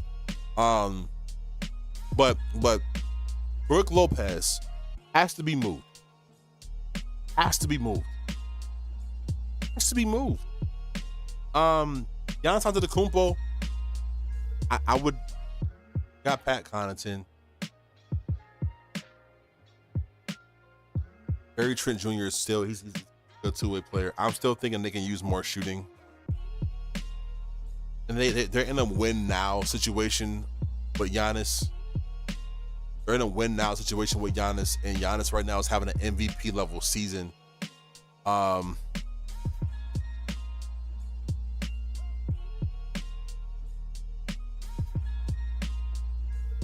might want to call Detroit and see if you can get the other Bogdanovich. I would call Detroit. I would call Detroit and see if they can come off of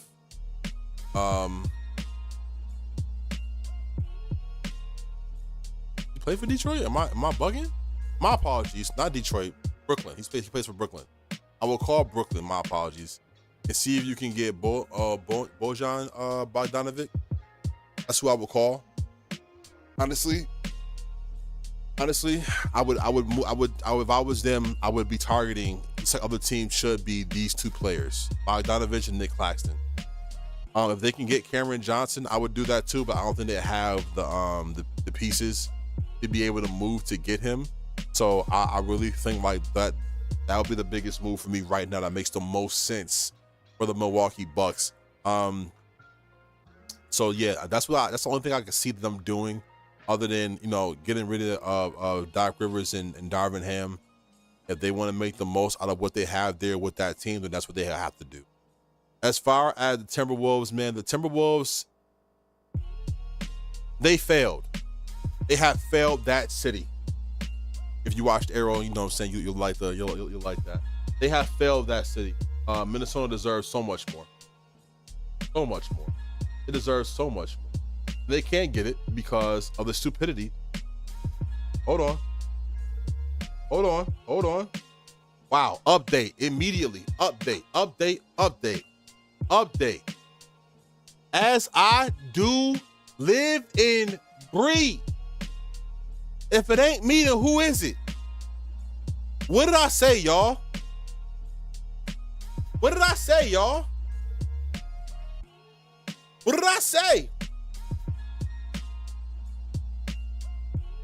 What did I say? Clippers traded Terrence Mann and Bones Highland. Terrence Mann and Bones Highland to get Bogdan Bogdanovic in 3 second-round picks. What'd I say? Appreciate you, Grandmaster. What'd I say? I'm telling you, man. First of all, I'm just proud of myself. Right? I'm just proud of myself. Right? But shout out to the Clippers to go and get exactly what they needed. Going to get exactly what they needed. I love the fact that the Clippers did not just sit on their hands, right? You cannot trust Kawhi to be there at all. And the person that you can put in that position who's ready to win right now is Bogdan Bogdanovic. I'm telling you, man. Next up, and thank you so much for the follow, Grandmaster. I really do appreciate you, man. Welcome to the Shadow Network team. Welcome to the Shadow fam, man. Appreciate you. Thank you so much for being with us. But I'm telling you, this made all the sense in the world for this team. All the sense in the world for this team. Now, the Clippers, our team, right, who has the ability to spread the floor even more around James Harden, who I told you what works for them the most, that always worked for James Harden, is surrounding him with shooters in the pick and roll big. He has that pick and roll big, right? He has that pick and roll big. Let's get down to the Clippers, bro. Boom, boom, boom. They have that pick and roll big, right? And now you got Bogdan Bogdanovic. Do I like the fact that they got rid of Terrence Mann to get him in Bones Highland? I would rather them keep their young core. I think I like them keeping Terrence Mann, but you know what? Sometimes you got to give to get. Sometimes you got to give to get. In any kind of relationship, you know, you at home, you watching, you got your lady at home and you got your man at home, whatever you rock. Judging? I ain't judging, but you know, you got to give to get. It's all about reciprocation, right? And the Clippers have done that, and they went and got the players that they need. Man, this helps the Clippers. I think this moves them up, honestly, from the 6th the 5th or the 4th, right, position in the West, because Bogdanovic is that much of a difference maker to me when it comes to his shooting. He's not streaky. He's consistent. I'm waiting to see if they're going to update the roster. It takes them a little time to do that sometimes. It takes them a few minutes. But, man, what a pickup. On the opposite side, right? Like I said before, what I believed was going to happen was that team over there, when it comes to my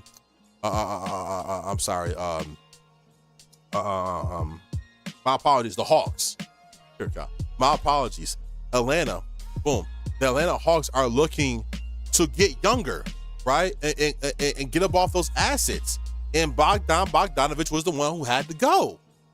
It just makes sense, right? They got Karis LeVert, and right now the redundancy of that team was Bogdan Bogdanovic. It made sense for them to get up off of that piece.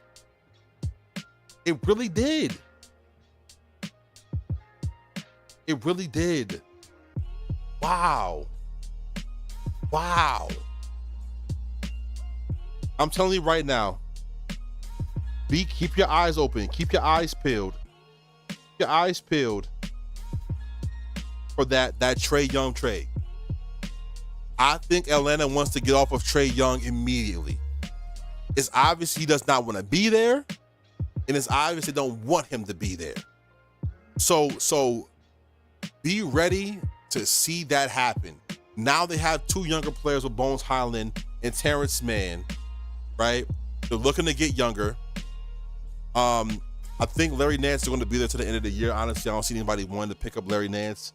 I don't see anybody actually thinking about taking him off of that team. But wow. Shout out to the Clippers for getting better. Right? Shout out to the Clippers for getting better. Does this make them a championship level team? I don't think so. I don't think so at all. But I do believe that this helps them a lot. A lot. So yeah. Yeah, I'm excited. I'm excited for that. They're trying to update the roster. Yeah, they haven't done it yet. Man, before any more moves are made, we're gonna keep on going and look at these teams and see what moves can be made. So we were talking about the Timberwolves before any of this happened, right? The Timberwolves, like I was saying at the time, has failed Minnesota by getting rid of Cat, who you are seeing having a nasty year. The big bodega, the big bodega is like that. He's like that, You're getting to see him be disgusting over there in New York, and they traded for a player who I said in the beginning when they first got him did not make sense. Julius Randle, right, who's averaging 18 and 7. It sounds cool, right? It really does. When you look at it, it sounds cool. He's shooting 47% for the year. Yeah, he's having an amazing year, Grandmaster in New York. He's having a disgusting year, right? He's doing what he needs to do. He's what they needed. He's what any team would need. He's a player who's now showing that he actually cares about defense, right? Because I feel he has a point to prove now. He's a little bit bigger than Julius Randle. He can shoot the ball, and he's rebounding amazingly for New York right now. But you got Julius Randle, who does not make any sense because he's a big player. He's a big man, a power forward who's 6'9".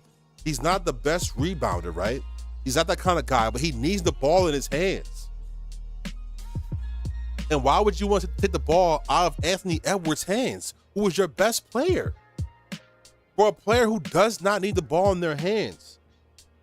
If I was them, Julius Randle would be a part of a package to get Kevin Durant. If they want to win now, that makes the most sense for them. Obviously, they can't get off Rudy Gobert. I don't think they can get off Rudy Gobert's contract. It's too big, it's too exorbitant, and he's too limited when it comes to being an NBA player today. He's 32 years old. He's 7'1". He has no offense. He's a purely defensive player. And all he does is paint watch. He sits in the paint. He can't switch on players. You see whatever happens. Anytime he ever switches on a player outside on the three-point line, they lick their lips and they shrug their shoulders and they get to work. Luka is a Rudy Gobert killer. So I do not like him being there, right? But they have to keep Rudy Gobert. Barbecue chicken, Grandmaster. Barbecue chicken alert. But that's what they have right there with Rudy Gobert. He can't not be moved because he does not move really well at all. Two contracts they need to move immediately, right? It's Joe Ingles. He's 37 years old. He's getting $2 million. It's not too bad at all, honestly. If you want to keep him, you can, because he has that $2 million contract, which is pretty much like less than the veteran minimum, I think, at this point right now. And he can be a person that can spread the floor a little bit. I would try to see if I can move that if possible, to get a little bit younger, because that's a team that they should really try to focus on. I don't see them being a team that can win an NBA championship this year, to be honest, what they have in the West, even though they are right now in the West. My apologies. They are right now 7th in the West, which is a big drop, and that's only because they got rid of the floor spacer they had, which is Cat. You see how important that player was now that he is gone. You know, only know you love him when you let him go. Only know you love him when you let him go. You know what I'm saying? And now you're seeing that. Jaden McDaniels is still a great defensive player. He's that player you want to have. He's kind of like that Vanderbilt player for the Lakers.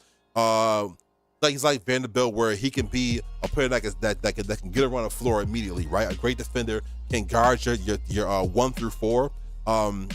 Depending on your player, it might be 1 through 5. He's a little bit skinnier on the skinny side, so you really can't guard too many of the bigs around his height in the league, like Bam and stuff like that. But he's a 1 through 4 defender who can still shoot, and you like that. It's a perfect 3-and-D player.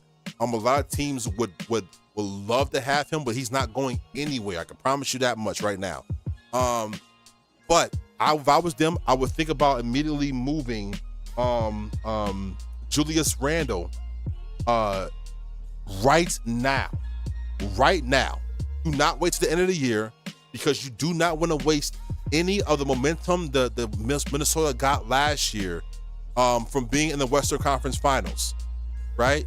And they were right there. They could have went to the championship.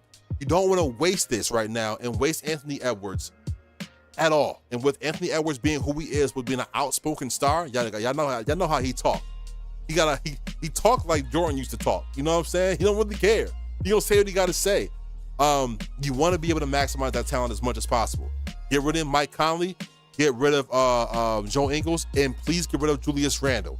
That should be their first options as of right now. And I think this team would benefit the most from having Kevin Durant on this team. He does not need the ball to score at all, right? And they can make this a 2-player trade with Kevin Durant and Tyrus Jones. They get that pick and roll point guard. They get that point guard that has a really good assist to turnover ratio. And they get off of Mike Conley and Julius Randle. You might have to add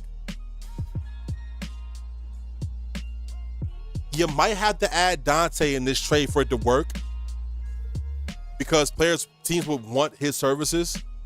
You might have to add him in this trade to work, but I would do that. Because they don't have the balls to move Julius Randle out of the starting lineup. I will move him off my team and send him to Phoenix. That's what I would do, because it just makes no sense any other way for them. And I'm constantly, as you can see, looking. I got like 5 screens going on right now at a time to make sure that we can be able to be updated as soon as possible. As soon as the tweet comes in, I'm right at him. So you don't have to worry about that. The Pelicans, New Orleans, man. New Orleans Pelicans, another team that's doing nothing. Trash, garbage, basura. But they're 12-39. They're the worst team in the league. No, I'm sorry. They're the second worst team in the league. Wow. Wizards are trash, but we'll get to them last. This is the worst team. This is the second worst team in the league. You can argue being the worst team in the league. They should be selling right now. Sell as much as possible. Okay, you already got rid of Brandon Ingram, right? Awesome. Nobody wants CJ McCollum. CJ McCollum recently tweeted, well, after the Luka trade, wow, with news like that, you got to keep your bags packed. Not you, CJ. Not you. You can unpack your bags. I don't see a team really wanting CJ McCollum as of right now. He's 33 years old, making $33 million. The threes across this is insane. I don't like it for them at all. Excuse me, I'm double checking right now.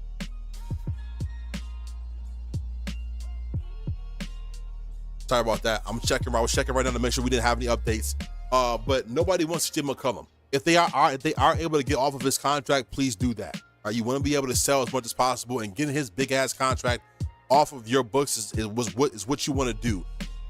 DeJounte Murray would have been a trade talks if he did not tear his ACL again. He's done now for the rest of the season. DeJounte Murray is gone. And it really sucks, because there is something in the water over there in Phoenix in New Orleans, something in the gumbo, something is going on in that city. It is cursed. When it comes to getting, keeping players, it does not happen. It does not happen. I'm worried for Bruce Brown. I'm hoping that they're able to move him again to get him off of that roster, because Bruce Brown should be somewhere that actually cares about winning. But this is not a team that does that. Bruce Brown is there right now. I'm looking at this team. Herbert Jones should be someone they're looking to sell.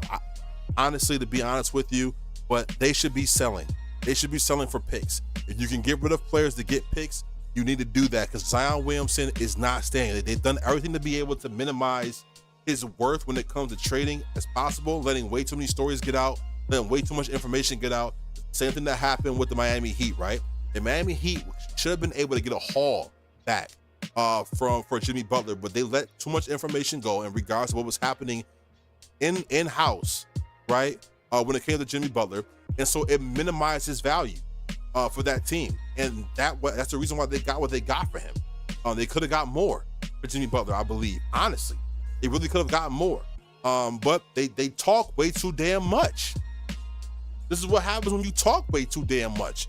And Zion Williamson situation has been broadcasted with ad nauseum, like through and through. You talk way too much, and it hurts them. It hurts them. It hurts them bad. And now his contract's to the point where now he does not have any guaranteed money. So, I mean, if you want to go get Zion Williamson, now is the time to do it, right? Because he doesn't have any guaranteed money left on his contract. He's somebody that you can go and get immediately, and that can help your team maybe at least sell tickets, right? So, I mean, you can go do that if you want to and get him out of New Orleans, and they would love for you to be able to do so. They want to get rid of that contract. But yeah, they should have a bunch of no-name players on their team right now. Sell. CJ McCollum, I'm trying to think of any team that I could actually use his services as a 2 guard. Other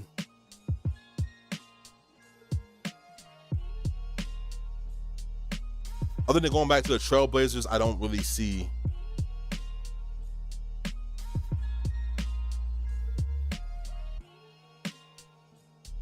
I don't really see it. If the Heat are super down about making Tyler Hero their point guard, then I mean it probably would make sense to move him to the Heat, but I just don't see a reason to really keep him there. We are 20 minutes away from the trade deadline. 20 minutes away from the trade deadline, and you know those last 10 minutes is when it get crazy. So expect a lot of updates around that time. I'm super excited to see what's going to happen around that time and what trades that can still be made in the league. I'm telling you the ones I think is going to happen, because what would be best for these teams is to make these moves that I'm saying. But you know, but we'll see. We'll see what they do. Orlando Magic. Wait a minute. Another trade has happened. Again, Atlanta is selling. If you don't believe me at all, what I'm telling you that Atlanta is selling. They are being sellers. Atlanta now has moved Cody Zeller off of their books. They traded him to the Rockets. I'm not quite sure what the trade was for at this point in time yet. It should be for draft capital. They should be trying to get draft capital, but they are letting everything go. I'm telling y'all. I know basketball. I know basketball. I know basketball. If I don't know nothing else, I know basketball. And they are I'm telling you, they're trying to get rid of everything they possibly can. They are. This makes the most sense in the world. And now he's going to the Rockets. The Rockets have another big they can put around. The ball knowledge is elite, not gonna lie. I appreciate you, Grandmaster. I appreciate you, man. But it just makes sense. It just makes sense that they're moving on from they're moving off Cody Zeller, who I said needed to be moved, right, because of his age and his contract. And also they need to be selling as much as possible. They're buying their best to get as much draft capital as possible. And that just makes the most sense when it comes to this team. Get as much as possible as you can for Atlanta. We'll come back to Orlando, to the Magic. But as far as Atlanta Hawks go, making that happen makes the most sense, right? They got rid of Bogdanovich. Don't look at this and think this is what it is, because it's not that anymore. That is gone, right? And now they got rid of Cody Zeller, right? That's what I expected for them to do. They are trying to go as young as possible. They're trying to lose games now. They have to just sell. If they can't get off of Clint Capella, believe me, they will. And Larry Nance, they will try to get rid of that contract if they can. I'm not saying they're going to be able to do so, but look towards Trey being gone in the next 20 minutes. They are rushing. They are rushing in order to get this deal done over there. I know that they are. They're on the phone right now. They're trying to see what they can get back for Trey. They want to be able to get back some draft capital, and that's what they should be doing. So it just makes the most sense right now. Let's look at the Orlando Magic, right? Orlando Magic, man. Because I'm trying to hurry up and get through these teams before the end of the trade deadline, because I don't want to miss anything. I don't want to miss a chance for them to be able to make some moves. Gary Harris, tradable. absolutely tradable. Not sure they can get back for that, but as of right now, the Magic is in the Eastern Conference. They are the 8th right now. And that's only because they suffered a big injury. They suffered a big injury. I want to snooze the for you guys. I'm gonna snooze the ads for you guys on Twitch. So if you're watching on Twitch, I'm gonna snooze the ads for you so that way you can get more time with me directly. I don't want to have any ads right now happening when trades could be happening right now. But the reason why they had that drop where they were I think 2nd in the East for a short amount of time. In the beginning of the season, they were really going through people and really having great wins, beating the Lakers with a game-winning shot from Franz Wagner. But they're suffering injuries. They suffered injuries. Right now, Franz is back. We're glad to see that Franz is back. He's one of their great young stars, and I think Pablo is back as well. Yes, Pablo got a pectoral tear, which got him out of there, and they started losing after that, which makes the most sense. But this team has enough talent to do exactly what they need to do. I think they should stick with what they have. They could go for another big if they want to pair. Look at the Jazz. And I think a person that they can come off of that can help this team immensely is Walker Kessler. They want to haul, and if the Magic are who they say they are in this win now, they should go for Walker Kessler. A lot of teams are going to be going for Walker Kessler due to what he provides in his contract only being $3 million. So look at that being the case. Their GM he was a GM for the Celtics for a long time, and he's not going to want to make any moves that's not going to help the team on long term. But the Jazz isn't a team that's going to be winning, so you want to get that team this sell as much as possible. We'll get to the Jazz in a little bit in detail. We're going to move right on to the 76ers. Dumb. The 76ers is a dumbass team. I'm not gonna lie to you right now. Going to get Paul George is one of the dumbest things I've ever seen in my entire life. Paul George does not equal wins. Paying Paul George all this money makes no sense to me other than the fact that you can use him to trade. If they do not get off Paul George, which I don't think they will because they're dumb in the next 15 minutes, they're exactly who they are, who they're always going to be. This Philadelphia 76ers, and they're never going to win. That's just the way it is. It's just the way it is. Joel Embiid does not care about basketball enough to play it at a high level. I do not see him ever win a championship in that uniform because he cannot be the best player on the team that you have to depend on at all. You need somebody to be able to hold on to the team when he is gone. And as much as I love Tyrese Maxey and his rise, and also Jared McCain as a rookie, that's not enough. Paul George is not enough. But what Paul George is a tool, sufficeable tool. The two teams that should be bidding for Kevin Durant services right now is do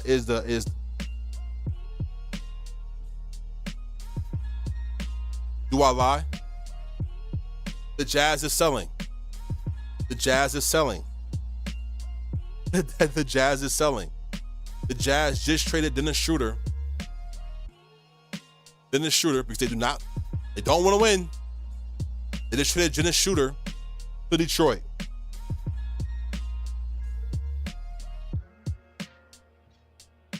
There goes the sale. There goes the sale. Here goes the sale. I'm telling y'all.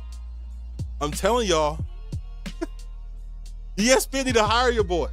All right? Hire your boy. I know ball. Detroit is getting Dennis Schroeder who could help them right now. He's a person that can score.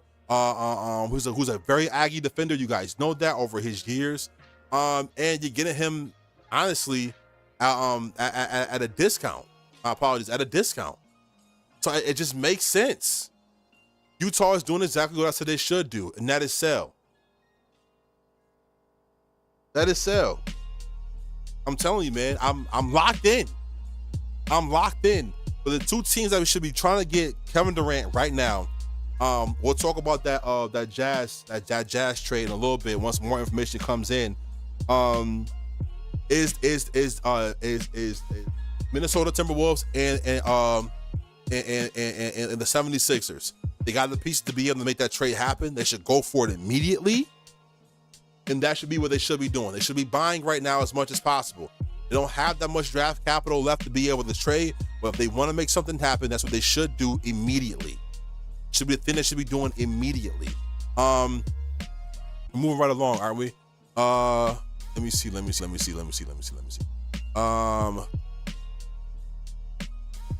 We need to talk about Trailblazers. Obviously should be selling. There should be no conversation about that. Need to sell. They should need to sell right now. They are horrible. They are ass. They're 22 and 29. They're fourth in their division. They're not winning right now. They need to be selling right now as much as possible. Okay, on this team that needs to go. For this team right now, I'm looking at the roster. I'm not gonna lie to you. Robert Williams III should be on their list to be able to get off this team in the next 10 minutes. And you know, we are veering towards the last 10 minutes of the trade deadline. Robert Williams III should be somebody they should be trying to get off of right now, and as well as DeAndre Ayton. This contract is too big right now, and he's not producing enough. I would looking to get rid of that and Jeremy Grant. Those are the three options right now to get off of that team. They should be looking to sell. The Portland Trailblazers are not good enough to win, and if that is the case, they should be trying to sell. Okay, that is the reality. Right now, I'm kind of speeding through it because I want to be able to get to all the teams before we get to the end of the deadline. And we are now talking about the Sacramento Kings. We talked about this. DeMar DeRozan did not want to play for the Bulls because there was a redundancy on that team when it came to him and Zach LaVine, and now he is back with Zach LaVine. Zach is chasing this man across the street. He can't escape him. He cannot escape Zach LaVine. This should be what they should be trying to do. Unload DeMar DeRozan as soon as possible. If he's not unloaded right now, he will be gone this offseason. DeMar is not trying to play alongside Zach LaVine, and he wants to win. And it looks like the Sacramento Kings are going against that right now. They got Jay Crowder. You can't really move him with his age and the amount he's being paid. Don't see much that they could do right now. They got a big with Valanciunas, who could pair really well with Sabonis and space the floor next to Sabonis as well. So I mean, it kind of makes sense. But as of right now, they do not have enough.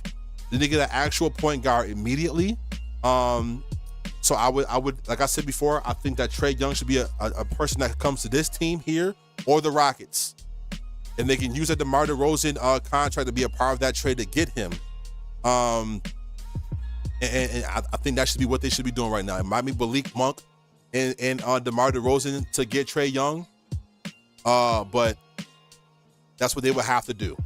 That's what they would have to do at this point in time. I'm not gonna lie. Other than that, I don't really see too much more of this roster can we do to really improve themselves for what they've already done. Toronto Raptors, we already talked about a little bit earlier in the show. If you missed that, Toronto Raptors should also be in a place right now. They're 16 and 35. Not to worry about this year. I think they should probably hold on to the rest of the off season. If not, they should be selling as much as possible. If they can't get rid of anybody's contract right now, I would move PJ Tucker again, be his fourth move. I would try to move him again immediately. Also, I would try to get rid of Jacob Poeltl. If you can move him and get some draft capital, Chris Boucher, do that immediately. There is some redundancy when it comes to Scotty Barnes and Brandon Ingram on the floor because Scotty's not really somebody that can space the floor that much. So there's some redundancy there, but I don't see them making a move for either one of those players, especially into the offseason where they can get possibly more for that. Again, I'm going to snooze the ads so I can be able to make sure that we're together throughout the end of this the trade deadline. I am locked in right now to trying to make sure that we get all the information that we can as soon as possible. I don't want to miss out on that with you guys. Talking about the Spurs have done everything they need to do. Everything they need to do. The Spurs are the winners so far of this trade deadline. They got the best player without giving up anything. Imagine the Lakers getting Luka Doncic without having to trading AD. That's essentially what the San Antonio roster did. They were able to keep all their pieces that has veteran leadership and championship pedigree, like Harrison Barnes, right? They were able to keep Chris Paul, who's your veteran leader, who knows how to win, honestly, all right? Who knows how to win. You didn't have to get rid of any young players like Vassell, Sohan, or Stephen Castle, okay? You're able to keep your young players. They have their future, and they have right now. They got everything they need.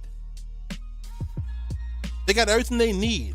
They look for anything else. It should be a little more defense, but I don't see a reason for that. If they do that, then Keldon Johnson will be a part of that trade package to move on from to get that. But I don't see them having to do anything at all. If they were smart, they would keep this team exactly the way it is and not make any more moves. This Spurs team right now has enough talent to be 6th in the West right now. I think right now they are 11th. They're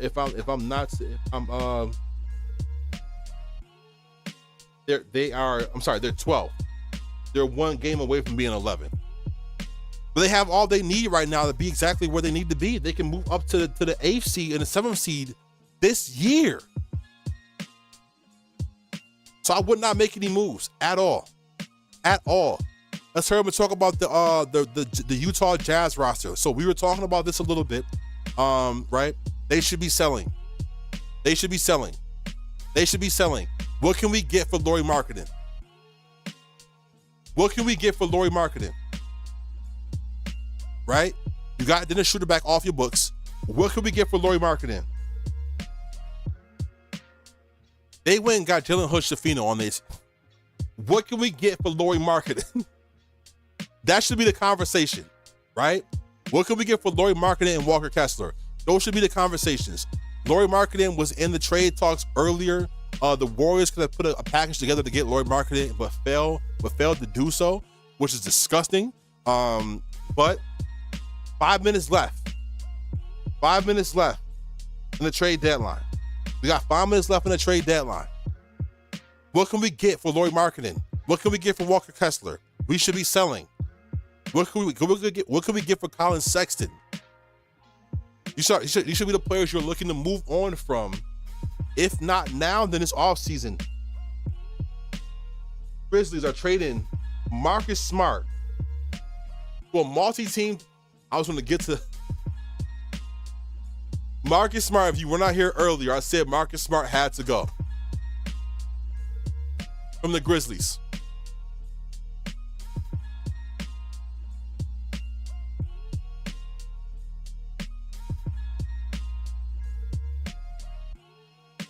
Marcus Smart in a 2025 first round pick for the Wizards.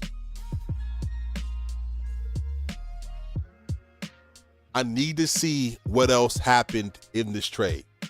Who is the other teams? Who are the other teams?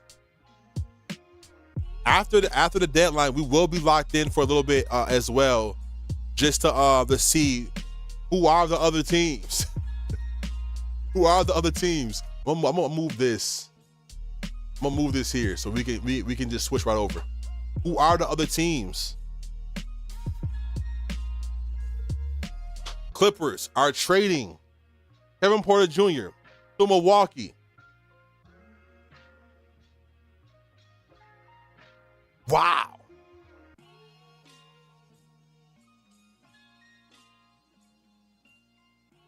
The Bucks need to move. The Bucks need to move. We talked about the Bucks need to move.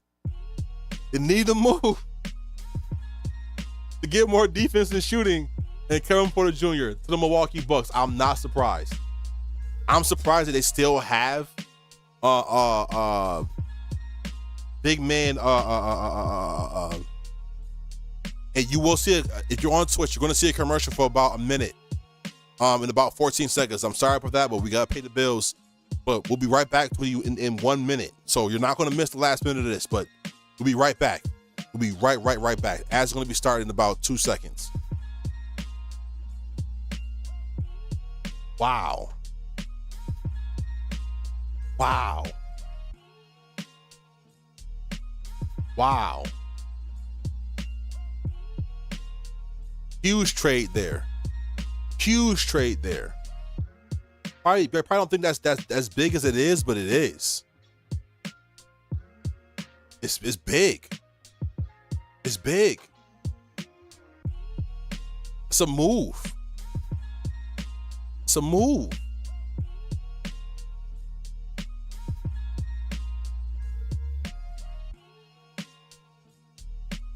It's a move. We're looking. I'm thinking they should be. The Wizards should also be trying to get rid of Malcolm Brogdon.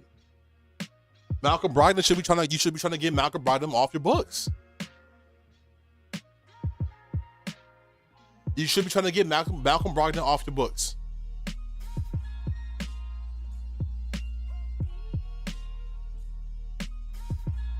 I'm right now. It's 2 minutes left, so I'm locked in. 2 minutes left, so I'm locked in. I'm locked in right now. It's 2 minutes left.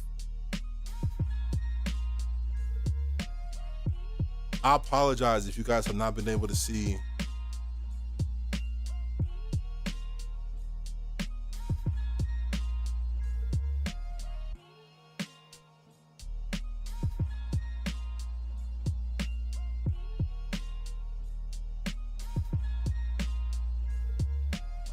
I'm locked in. I'm sorry if I'm a little bit quiet, man. First time I have not talked in like 3 hours.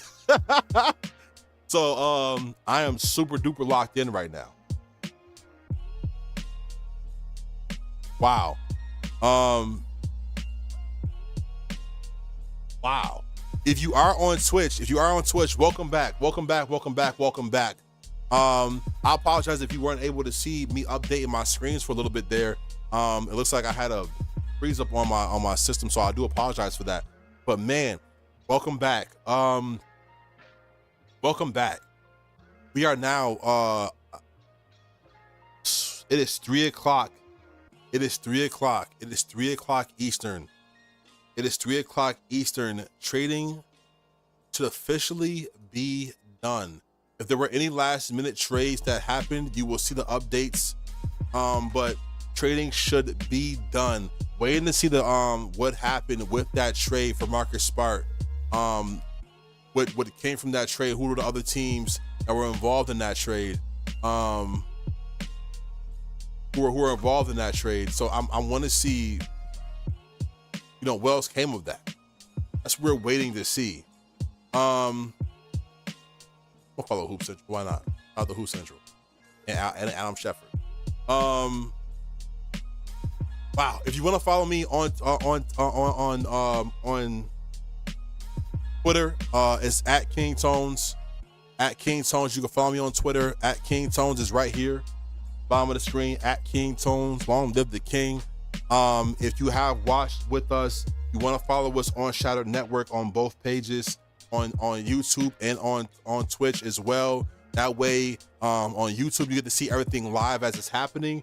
I'm sorry, on Twitch you get to see everything live as it's happening. On YouTube you get to see all the clips from the shows, all the updates as well. You get to see that on both channels. But there are certain things you get on Twitch that you will not get from YouTube, and that is to be able to see the lives as the shows as they're happening, and being able to communicate as you've seen Killer and Grandmaster do so far on this show. And shout out to Grandmaster again for being part of the Shadow Network team. Thank you so much for joining us. Still waiting to see any update from Shams in regards to what happened with that 3-part trade. Indiana send James Wiseman to Toronto. Bro, I be knowing. I said James Wiseman had to go. We were talking about the Pacers. Hey, bro.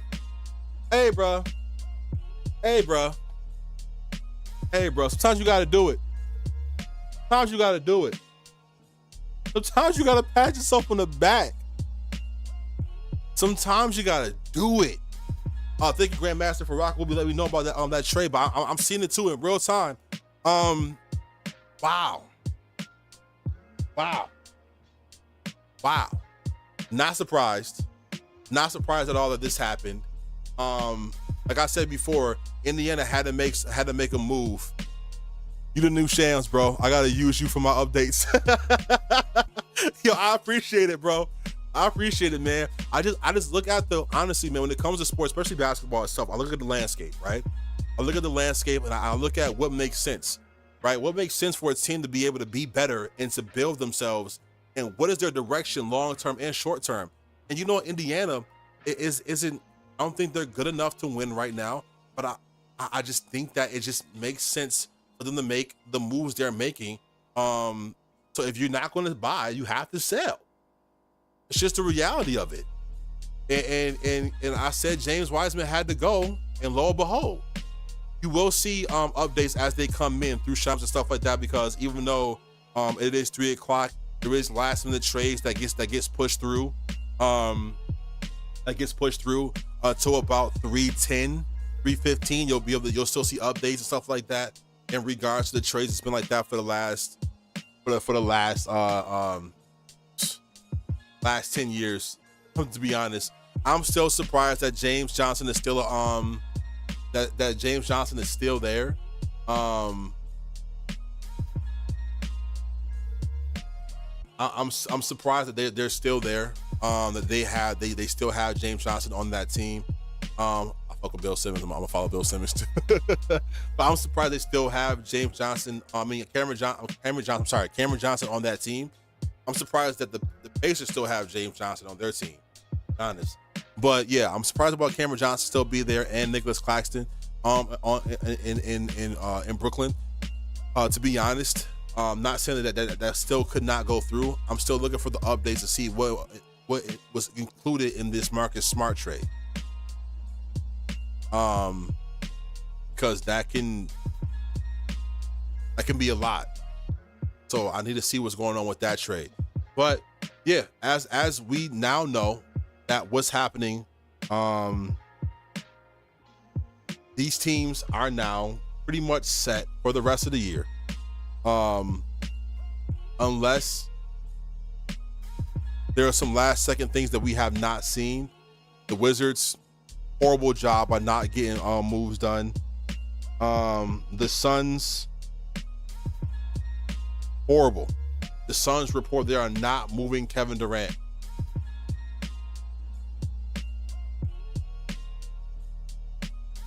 Horrible.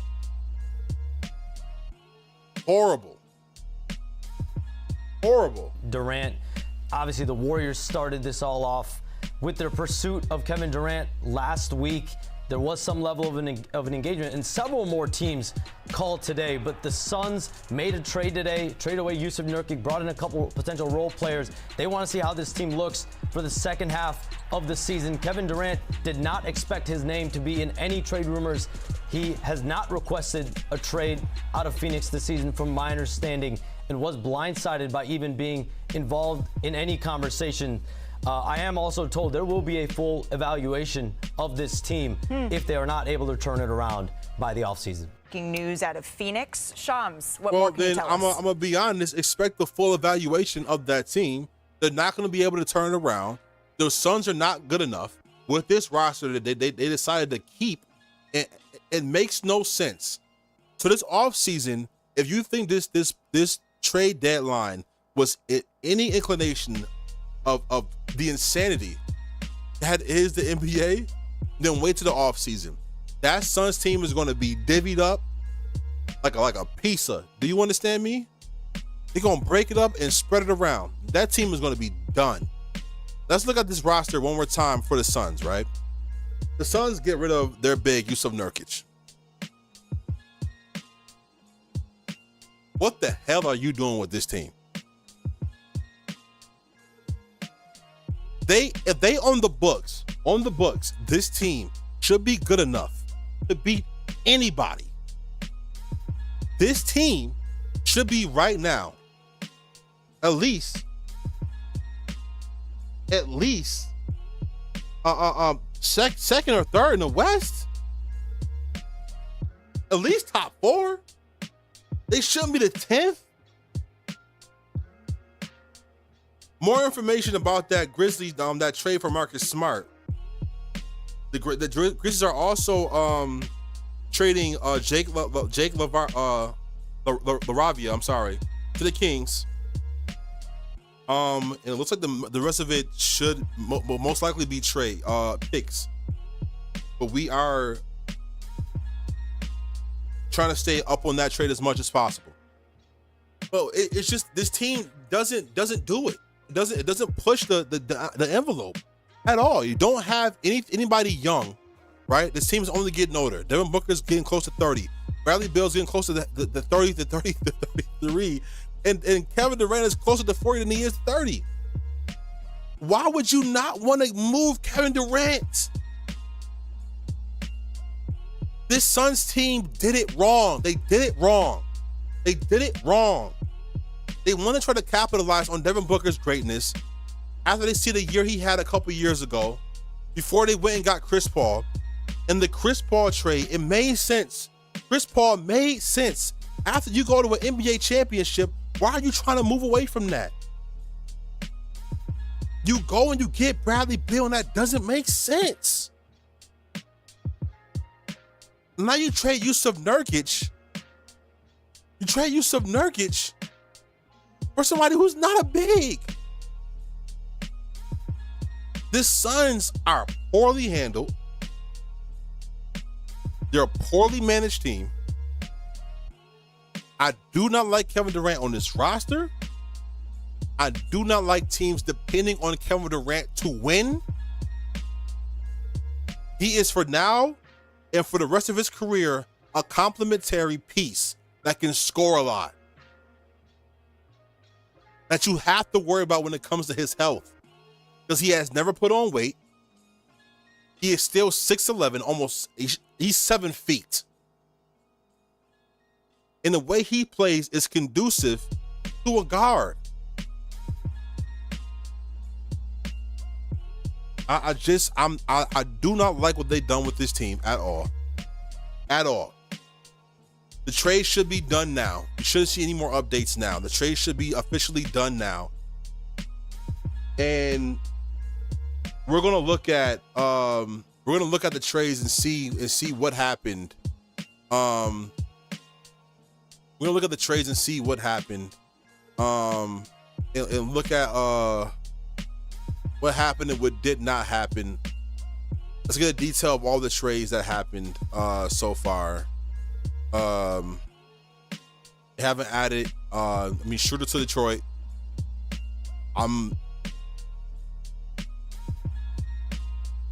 Cody Zeller to Houston. Trade I really liked in the last hour was Terrence Mann and Bones Highland for Bogdanovich. I like that trade a lot. Also, I like the Cavaliers for getting DeAndre Hunter. Nasty trade. Yusuf Nurkic getting traded for Cody Martin and Misic. I think this does nothing for either team. Nothing for either team. Charlotte is going to be ass, but they've been ass. In Phoenix, it does not move the needle for them at all.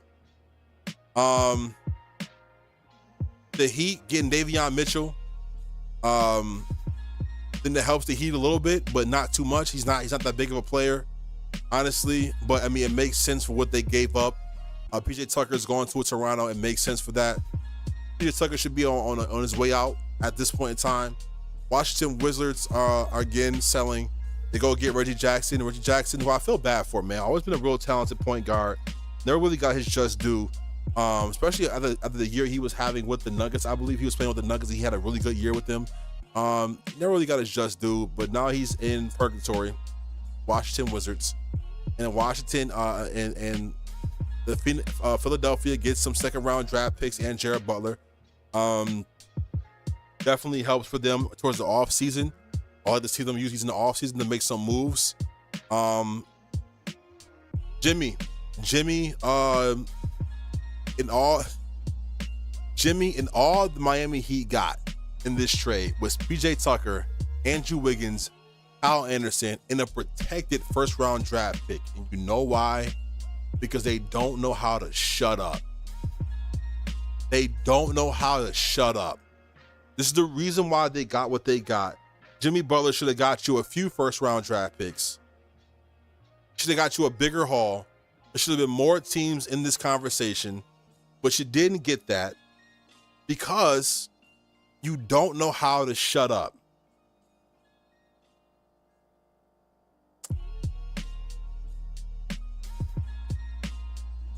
This trade hurt my heart. It hurt my heart. It hurt my heart because it was unnecessary, bro. If you are going to give up your unprotected first-round draft pick, it's unprotected. Your unprotected 2031 first-round draft pick, right? Why give up Dalton Connect? Got a whole video about this. If you have not seen it, go to you can only watch it. You can watch the highlight on Twitch as well, but you can go watch it on YouTube right now.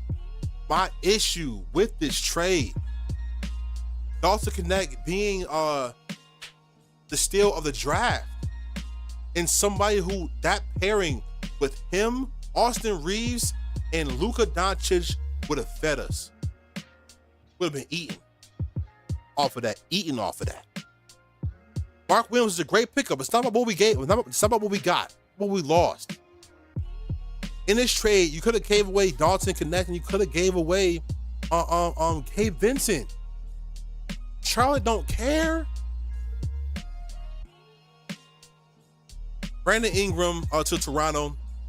I thought it was between Toronto. It was between Toronto and the Hawks.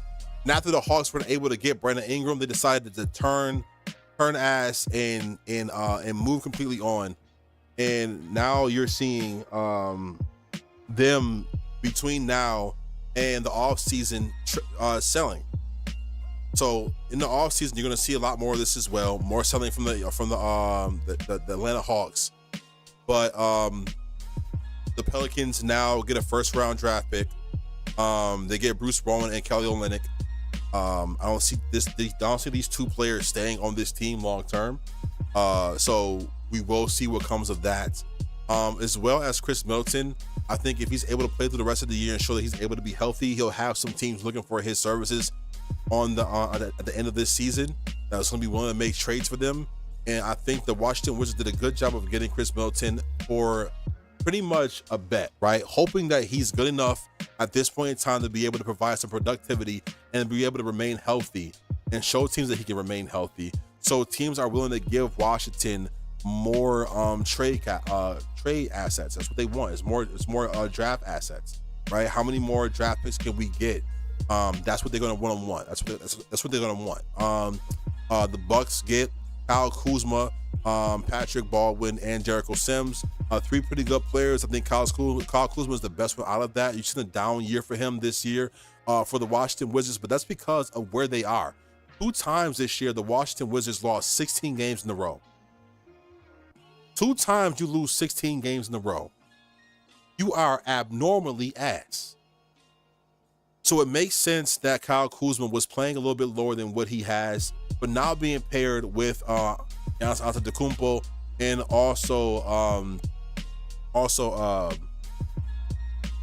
me having an issue. Damian Lillard, thank you so much. Damian Lillard, you'll get to see more from him, I believe, when it comes to his productivity.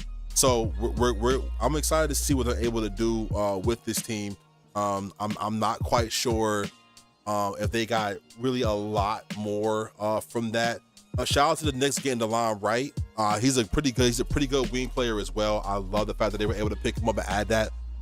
He's a guard to wing player, but him adding on to that team can only mean good things for the Knicks, and also getting cash considerations. Great. That's great. The Knicks don't need much. They don't need much. So, I mean, this just makes a lot of sense.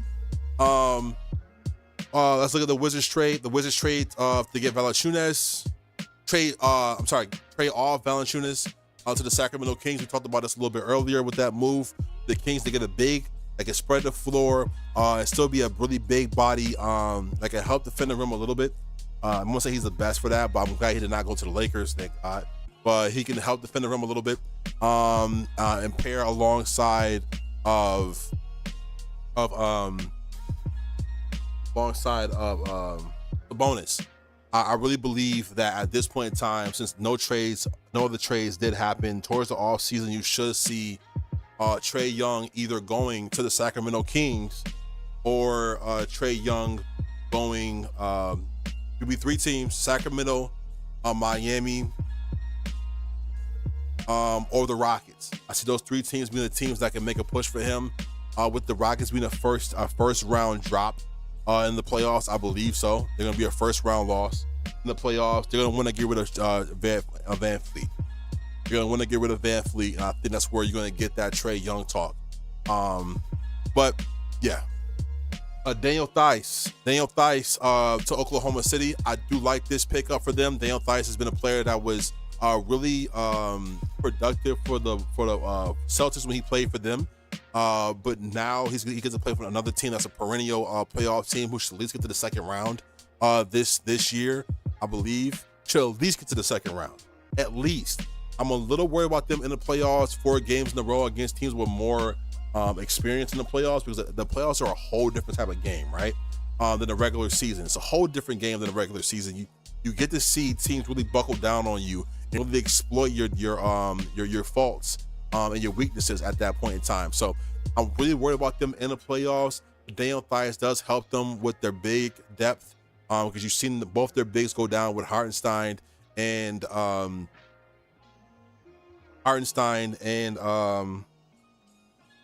wow, I am so sorry, y'all. Usually I do not have slip ups like this. Hartenstein and wow, my brain is gone. Hartenstein and Chet Holmgren. Thank you. Woo! You seen both of them go down. And because of that, they were left without actual big bodies this season. And so with that being the case, it makes sense of them going to get Daniel Theis. So in case that does happen where they have a situation with Hartenstein still getting better at this point in time and still has some time away from the team, you got a chance to see them. Okay. As a part of that deal that we talked about earlier with Marcus Smart, the Wizards are sending Marvin Bagley to the Grizzlies. Like I said, they're selling, right? They're selling. Marvin Bagley is going to the Grizzlies. Marvin Bagley was one of the people I said earlier had to be a part of a deal. I'm telling you, it just makes sense. I said this. It makes sense. Marvin Bagley going makes sense. He's one of the names I said had to be moved from that team in Washington. You can't keep him. He's not productive. So yeah, him going to the Grizzlies now is cool. I like it. I'm going to the Grizzlies now. Let me see here. I mean, they should be updated by now, the Grizzlies, right?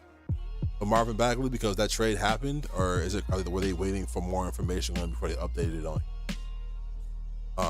We'll go to the Wizards, right? And we look at Marvin Bagley, who we talked about having to go. Even though he's a young player, he's not somebody who made really a difference on any team he's played on. So it just made sense that he was one of the players who had to go. So Marvin Bagley going makes sense. It just makes sense. Okay. So yeah, we're looking to still see if anything else comes up from that trade, because there's a multi-team trade there. This trade isn't really much to speak about. Jaden Springer being moved to, and the Celtics are able to get a top 55 protected second rounder. Wow.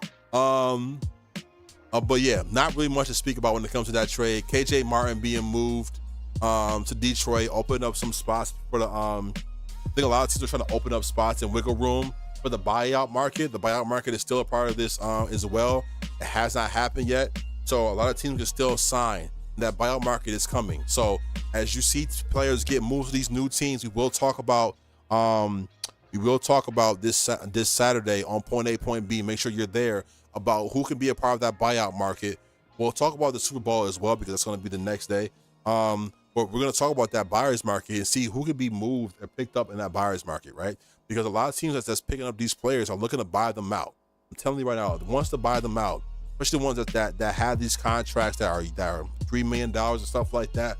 You want to get them off your roster, and when that happens, they're going to look to get those players off of their team. So the buyout market is going to be something that you're going to have to be able to look forward. And I think that's what Philadelphia is doing right now, trying to get that wiggle room so they can look at that buyer's market. They can't do too much though. Really can't do too much. Dallas getting Caleb Martin for Quentin Grimes. I hated this trade because it's lateral. It did not help either team get specifically better at what they were looking for. Quentin Grimes was playing really good for the Dallas Mavericks in the last couple of weeks with Luka being out. And I did not see a reason to move on from him. Now he's going to the Philadelphia 76ers where there's a redundancy in his role. I just don't see a reason why he's there. You're just hoping that he gets bought out. I hate it, man. I hate it. You get a pick swap, big trade, pretty well for Phoenix, for the Thunder and the Hornets. Don't care too much about that. The big one, man, this trade right here, we talked about it before. The De'Aaron Fox and Jordan McLaughlin goes to the Spurs, while the Sacramento Kings get Zach LaVine and get a slurry of picks, a first-round draft pick from San Antonio, right? And they get back their own 2028 second round draft pick. They get a slew of draft picks for this for De'Aaron Fox, but for the Spurs, who cares? You have the young roster. You don't even care about the draft right now for the next 6 years. You got everything you need. And because you got a player like De'Aaron Fox who wanted to go to the Spurs, right? Who wanted to be there, he has even more of a reason to be excited about what he wants to do, and that's just going to be perfect for that team. It's just great like that. It just works like that. Zach LaVine, I don't think he wanted to play for the Sacramento Kings at all. He's paired again with like I said, 76ers were looking for the buyout market, looking to sign somebody. And like I just said, they just signed someone. They just signed Chuma Okeke for a 10-year out of the G League. They're looking to make room to sign someone.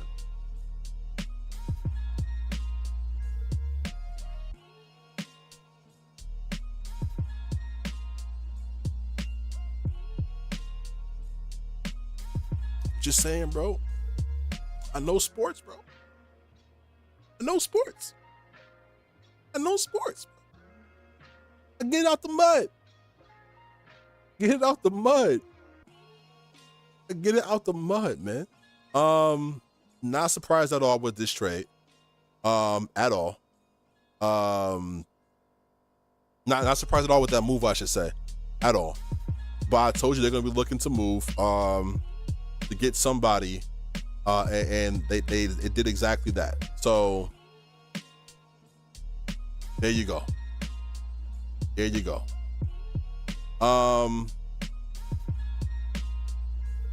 One second, I'm trying to move.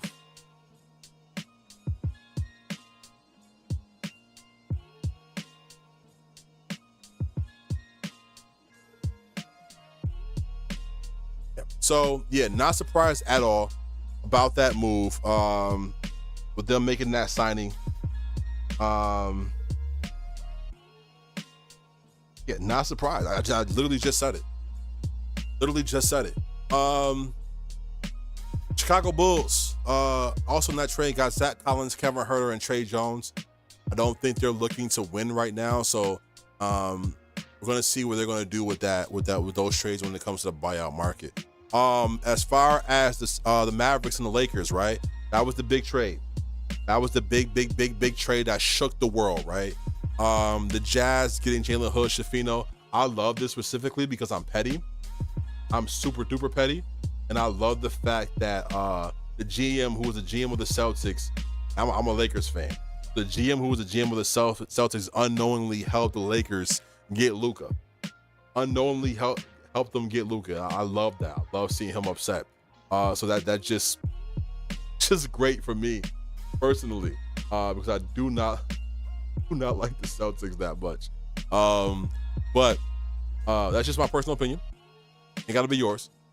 But shout out to them for making that move. It was a big move, right? Anthony Davis was asking over and over again, can we just get a big, right? Can we just get a big? They could have literally got Mark Williams, right? They could have got Mark Williams without trading AD. But now you get Luka, who pretty much ensures your future for the next 10 years, as you've heard people say a lot. But Anthony Davis, man, the Mavericks are looking to get a team that can win right now in the next 2 years. I think this does not do that. And also, they put themselves under the gun because the Dallas Mavericks have shown superstars they do not care about paying them. You had Luka Doncic, a player that should have been untouchable, right? But as soon as the old guard was moved out of, when it comes to Mark Cuban being the majority owner of the Mavericks team, they looked to start taking things away from Luka Doncic and looking to go away from Luka Doncic, which is crazy because he took him to an NBA championship the year prior.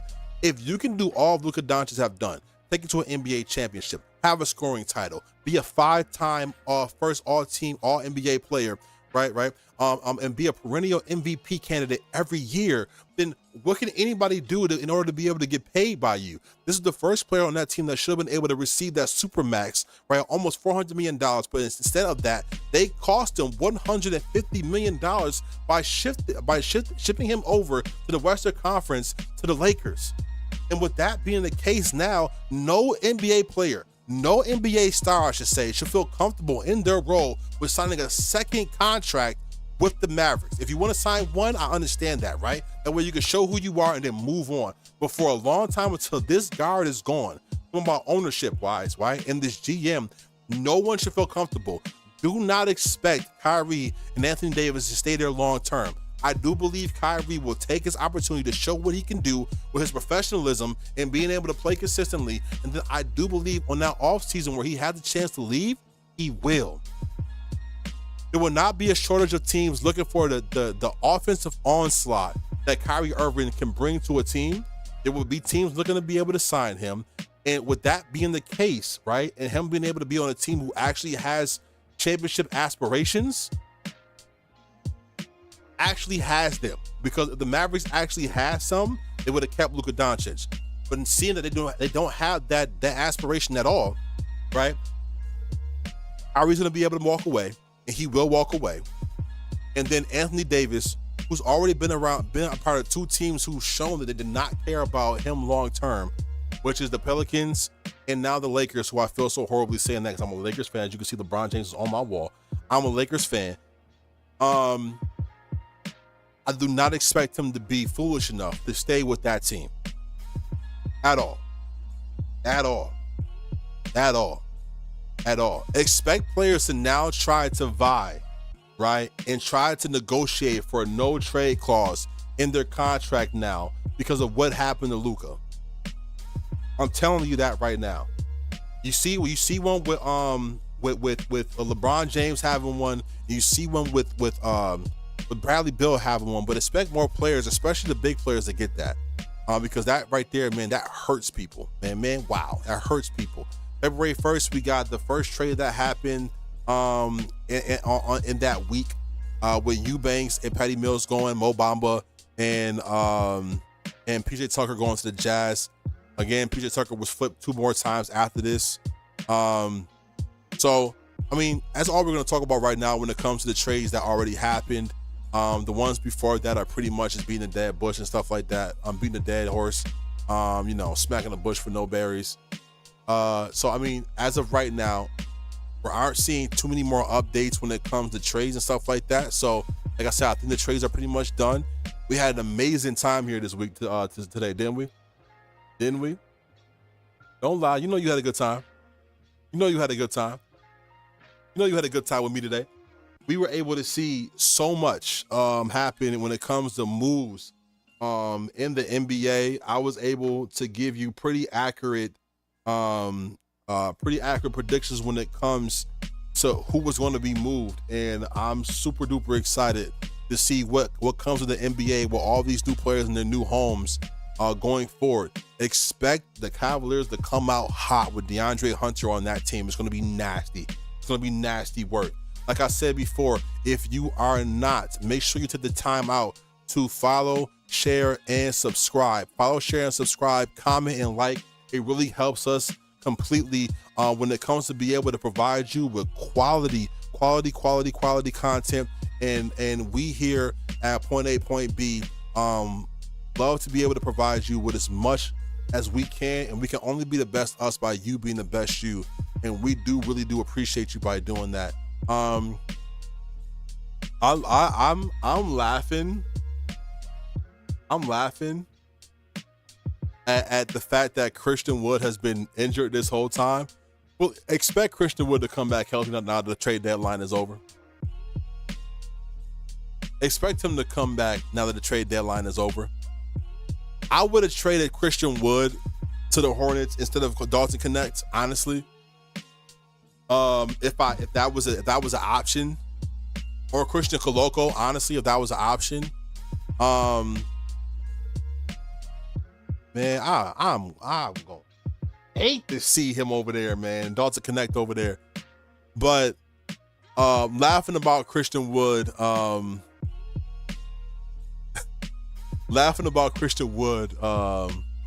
not being traded and being unhealthy until he wasn't traded. So expect him to be healthy very soon. But please make sure that you follow and subscribe. Make sure that you stick with us for the long haul. We thank you so much. We do appreciate you.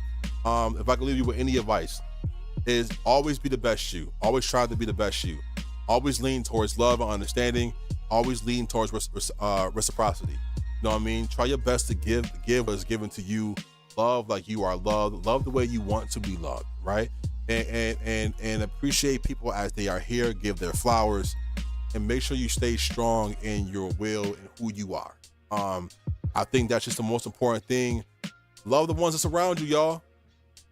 That's what we talk about here at Shadow Network, man. Spread love, spread appreciation. Thank you so much, and I do love y'all, and I do appreciate y'all for being here with me at Point A, Point B, the locker room in Shadow Network.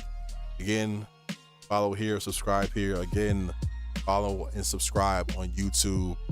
And our numbers are growing over there as they are here. We do appreciate you, and we will see you either later on tonight. If I feel like getting back on after this, I am hungry. I have things to do. I am hungry. Yes, sir. We'll try to see you back here tonight. If not tonight, then we will be on tomorrow and Saturday. Tomorrow will be another locker room show. But Saturday it will be Point A, Point B, the big show, with my co-host Pharaoh and Brooklyn, if Brooklyn is back on. But can't wait for that. And look towards March, because the March Madness coverage is going to be insane. If you're a college basketball fan, you don't want to miss that. Have an amazing night. Be loved, be strong, be beautiful. Appreciate you. It has been The Locker Room.